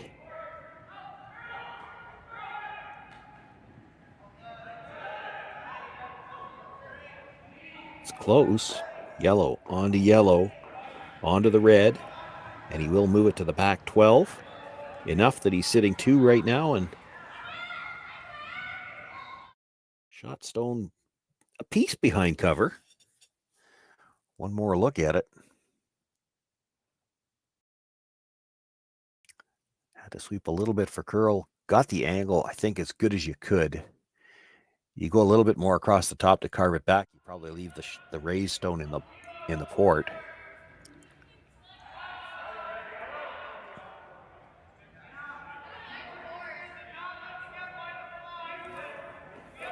Puts the pressure back on the McDonald team for sure. You'd love to play some kind of a freeze. You just can't with where that port is. If you're going to make a play on shot rock, you have to do it with weight. You'll never hold the line with any kind of freeze weight.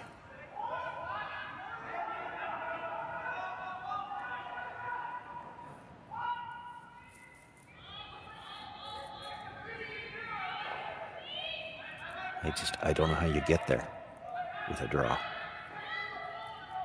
I don't think there's any way you make that port and get by the stone at the top of the 12-foot with draw 8.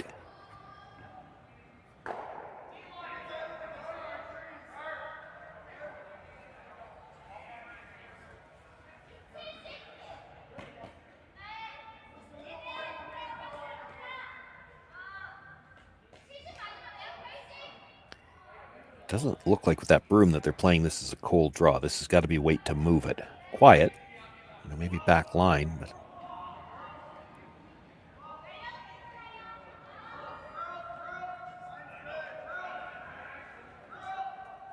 needs to curl to get off the corner guard yet.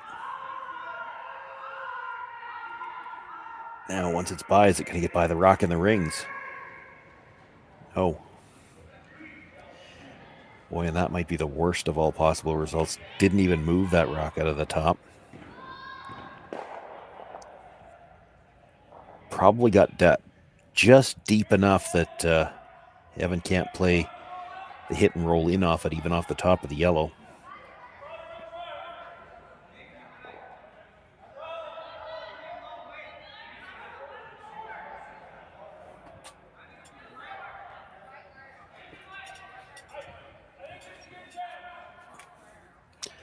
That's not a great result if you play that.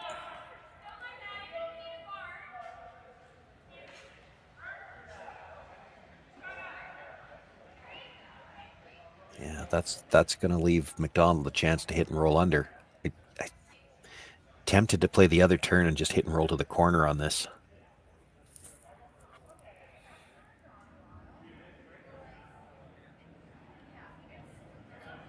If that red had stayed just a little bit higher, you could play this, come into the yellow and spin up in behind. I think it's too deep. I don't think they can get the roll in behind, and this is a long ways off the line they were looking for.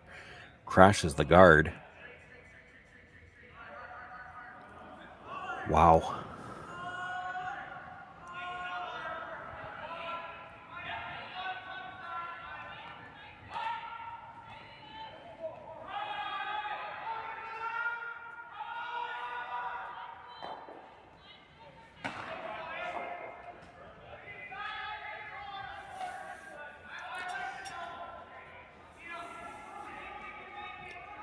Looking at the double on the yellows, I'm not sure that he doesn't kick the red out the side. It would be tempting if you thought you could make it. Just make a direct play on shot stone. If you kick that red out of the side of the 4-foot here, what's going to happen is Evan Van Amsterdam's just going to come around that staggered corner and try to get his deuce that way.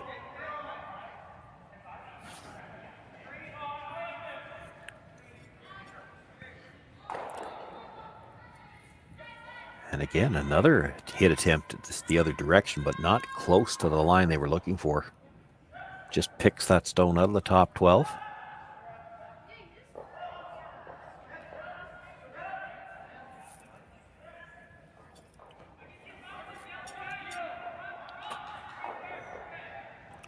Van Amsterdam looking to freeze the pocket now.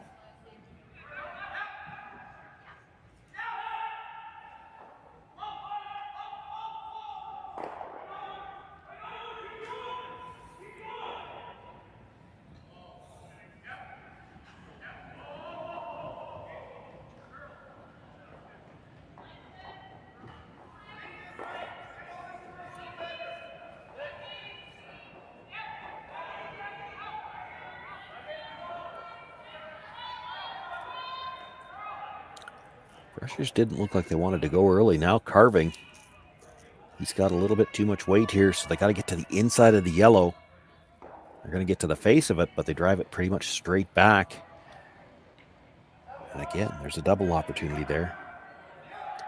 Double and possibly roll behind. So Jacques saying it might end up on that red that's just hanging on the back 12. If you get the rolling behind, that might be okay. There is a double the other way, but you risk rubbing the red stone on the way by. It looks like there's room to drive the yellow in the top 4-foot to the left side of the yellow at the back 8. Make the double that way. You'd roll to the center line. He's still going to play that same freeze. And there's a risk that you rub the red on the way by.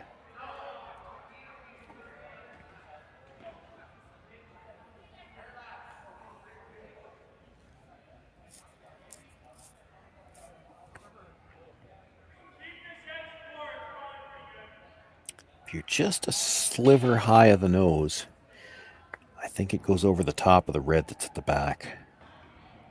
You want to hit that second yellow fairly thick.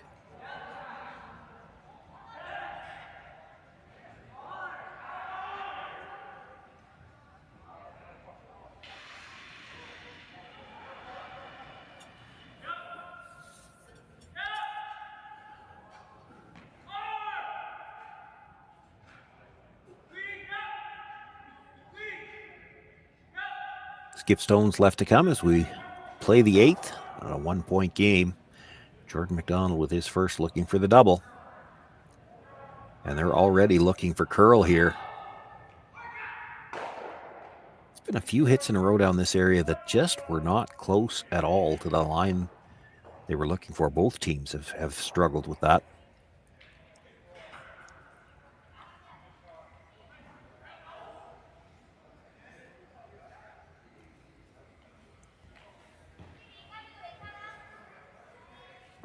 For Evan Van Amsterdam, if you try to roll behind the staggered corner guards, you're going to jam it on your own at the back.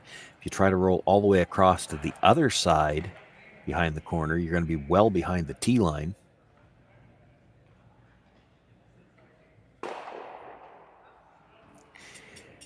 You could corner freeze this again. I mean, you'd still have to make it. But corner freeze it for shot rock.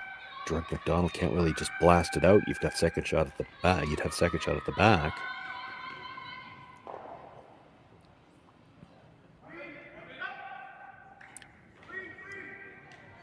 Tap it straight back, I guess. Sit 2 that way. You wouldn't have anything buried, but I don't think there'd be a double available. Be a sliver underneath anyway.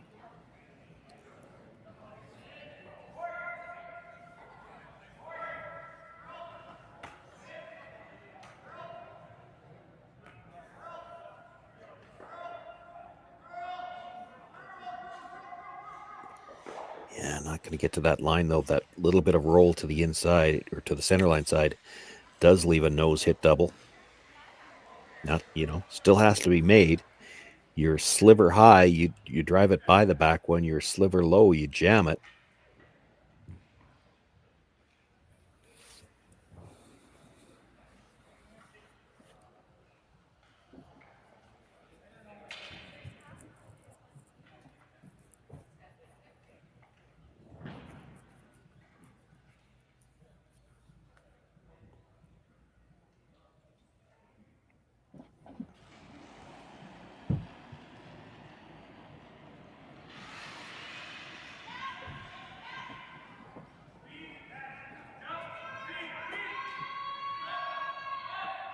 Big shot has to make the double. First of all, just to make sure there's no chance for two.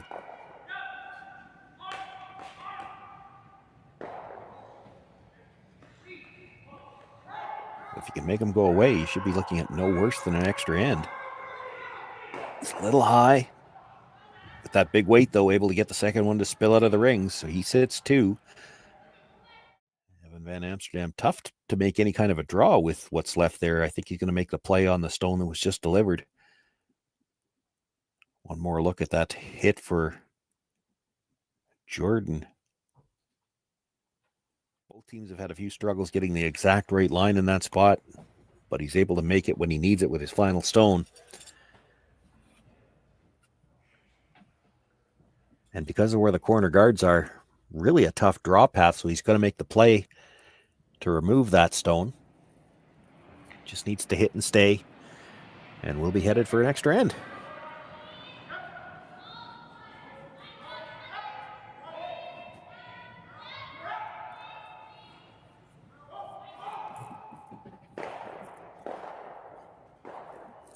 Evan Van Amsterdam with his final stone does make the hit, stays right there for a bite of the forefoot. We're all tied up after 8 ends. That means bonus coverage here from the Curling Stadium Network. It's the Saville Shootout, second to last draw of the round robin. A lot of playoff implications still ahead.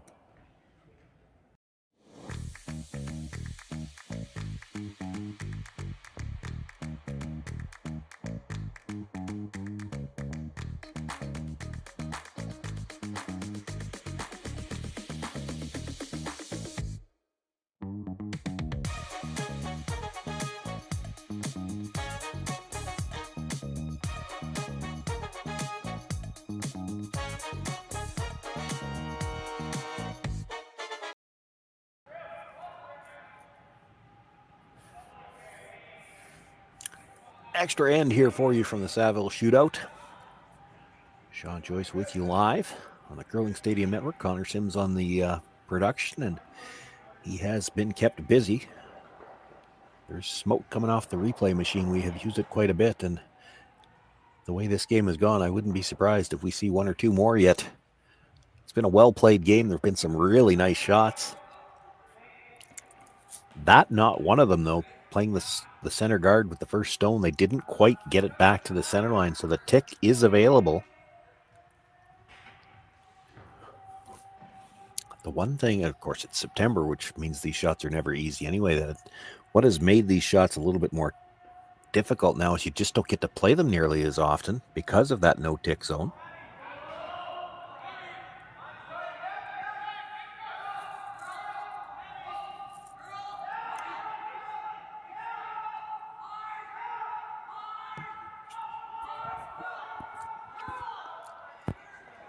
Gonna have a piece.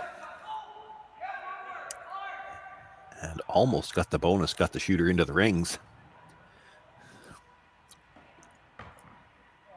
Get a little bite there. That could be that stone that means you don't have to stick around with your last one.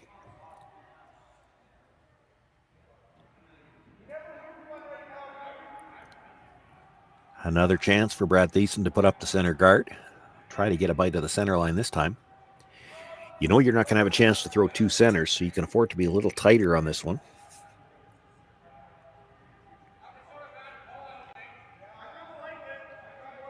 And again, they're sweeping for curl. If they can get it far enough, it should get back to the line. And just does.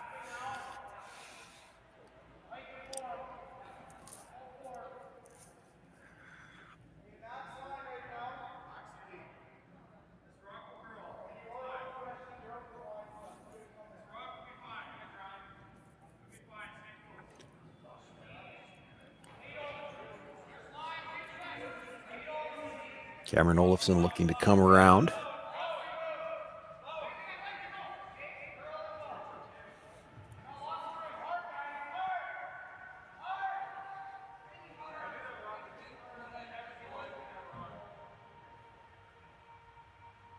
Boy, and that's going to come up short. Basically works as a double guard, and it is staggered. Big shot here. This is the fifth stone of the end. Of course, the peels are going to start after this. There's a double peel available on the two stones touching the center line, so you got to make this one good.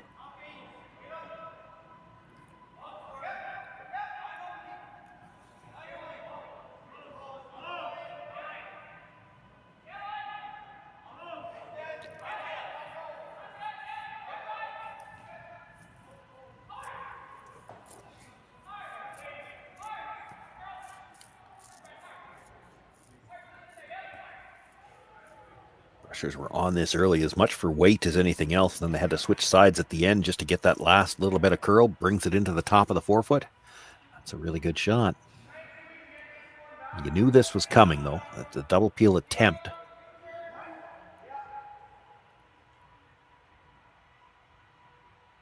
And just the way they're angled, you could actually maybe get this red coming back. Get all three out of the middle.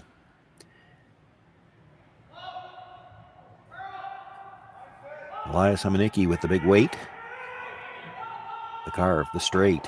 1, 2, 3. Got all the rocks moving. The two on the side pretty much out of play. Just the one corner guard really left. I told you that replay machine was smoking. Connor Sims ready right away. A little carve early, then a little straight. Needed to go just across the top, enough to drive the red straight back, and as a bonus, gets all of the rocks moving. Everything that's left is a lot wider. Not much left for Evan Van Amsterdam to work with. He's going to throw the center guards for now. You expect the peels to continue.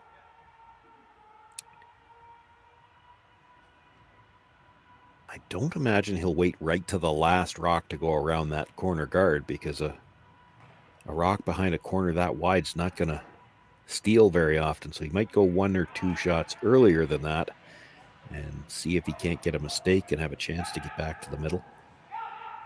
For now, you have to throw the guards in the center, and you have to throw these guards tight enough that he can't play the double peel off that corner one. You want to be underneath it like they are. If you're up 2 feet higher, he plays the hit and roll into that corner and might get rid of everything.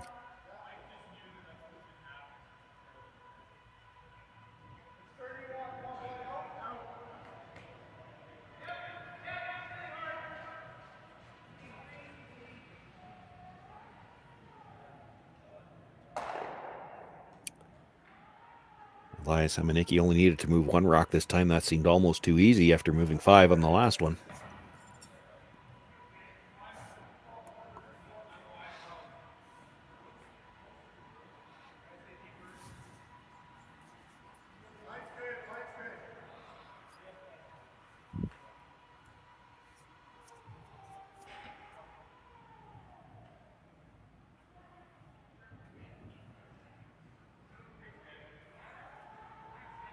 Throw at least one more center guard, maybe 2.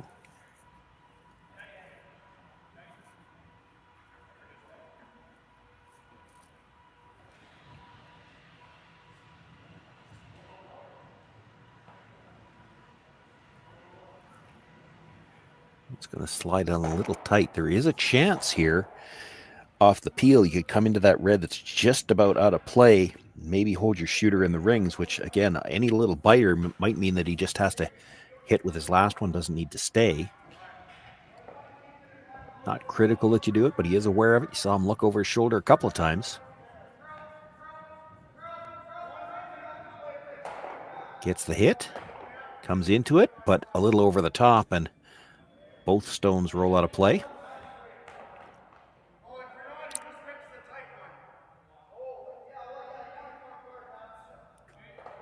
The call here may still well be the center guard, but I'm a little surprised they aren't at least talking about it. This is where you might want to make your discussion about how do we want to play this out.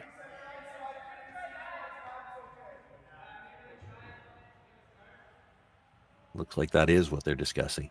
You come around now. Jordon might try to run it back, or he might just straight peel it. I don't think you're going to talk him into drawing.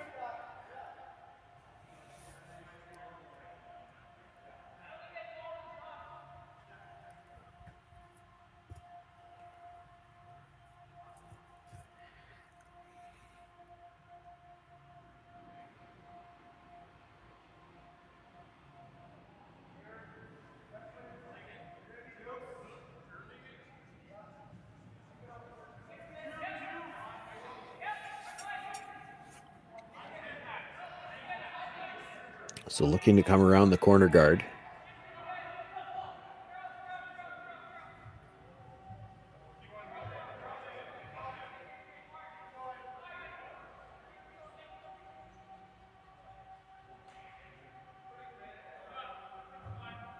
I think that's probably the right call. We're still on third's last stone.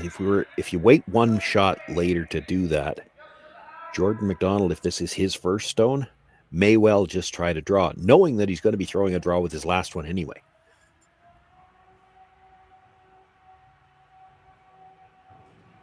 But for Jacques Gauthier, you want to be careful about leaving extra shrapnel around. They're going to play it as like a hack waiter, try to move that. You got to make sure you make some noise here. If you clip the guard on the way by, that's not bad. You don't want to go right by everything.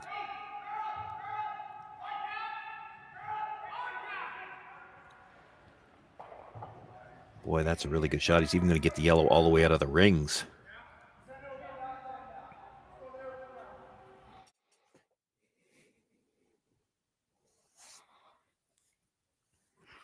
Another look at this one as well. The critical thing here, get the yellow out from behind cover. Bonus, you got it all the way out of the rings. Not able to hold their little biter at the back. That's again, it's just that you get that bonus biter. You don't have to stay on the last one, but now it looks like the middle should be pretty much wide open for your last one.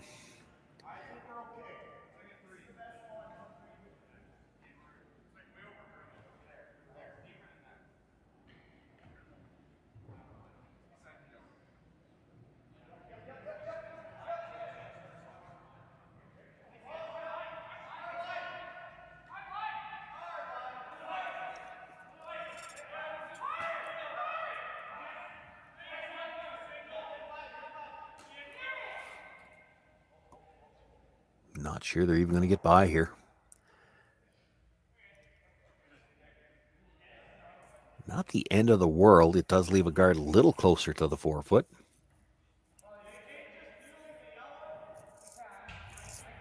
It's got to be tempting to just straight peel it, though. You could actually, if you peel it from the board side, you might even catch the back end of the red, get rid of both of them. Yeah, that's what Jack's looking at. It's probably there. You're not wrong to draw here.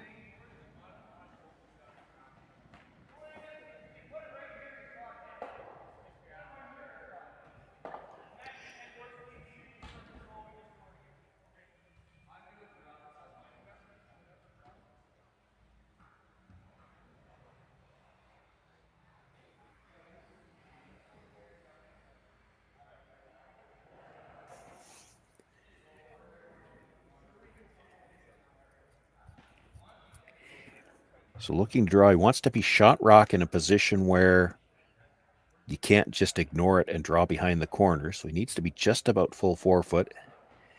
And yet he wants to be to that side of the ice to make the hit and roll behind cover very long.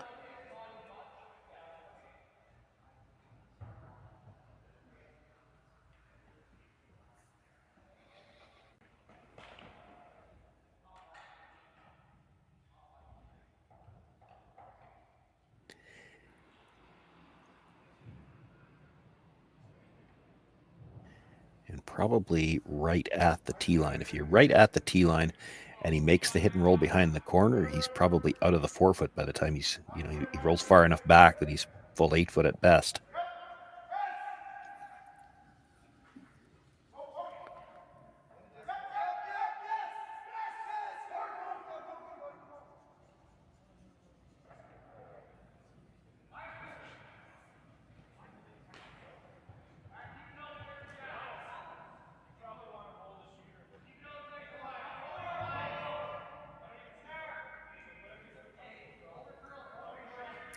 Certainly over curling the line they had in mind.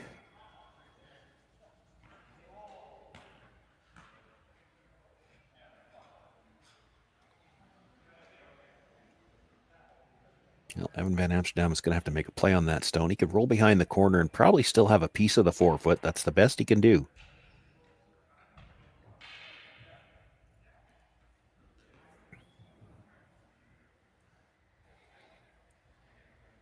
You don't have to be dead buried here either. You're half around. You kind of force Jordon to make a decision. He's probably going to throw the draw again. That's one of the main reasons he threw it there, thinking he'd be throwing it on the last one. You could shrink the rings here. If you roll to just,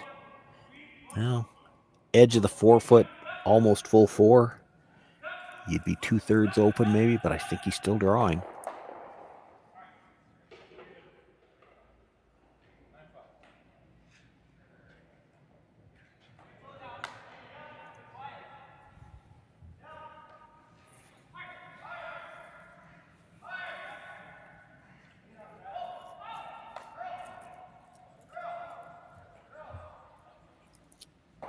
Got the hit, maybe a little too much roll. He really curled at the end. He still got, maybe just completely out of the 4-foot. No attempt available to go after it, so it will be a draw for Jordon McDonald. The same draw he just made. Needs any piece of the 4-foot. We'll move him to 3-1 and into the playoffs tomorrow morning. And Evan Van Amsterdam will be left to watch that draw tonight and hope that his 2-2 record is good enough to get into a tie-break scenario, and then he needs to rely on a good draw to the button score. And I don't have those in front of me, so I don't know where he sits for those. The teams all know, though.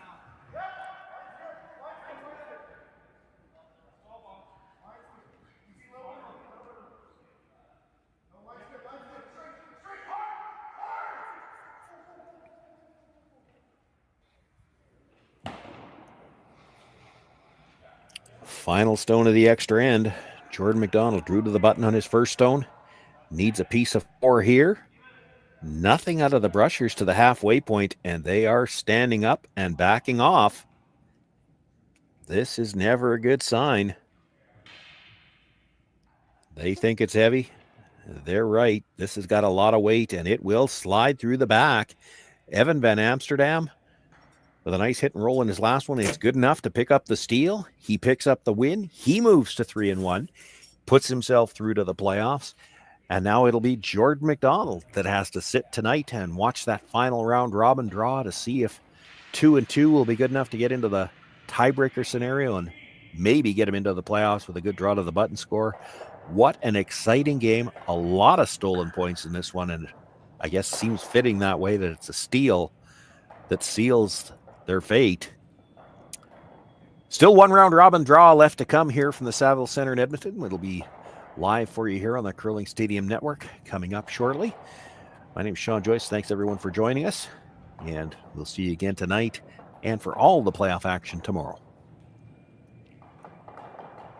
Live curling rocks. And this November, the best in the world are coming to Tahoe. Get your seats now at GSOCtickets.com. But hurry, early bird pricing ends soon.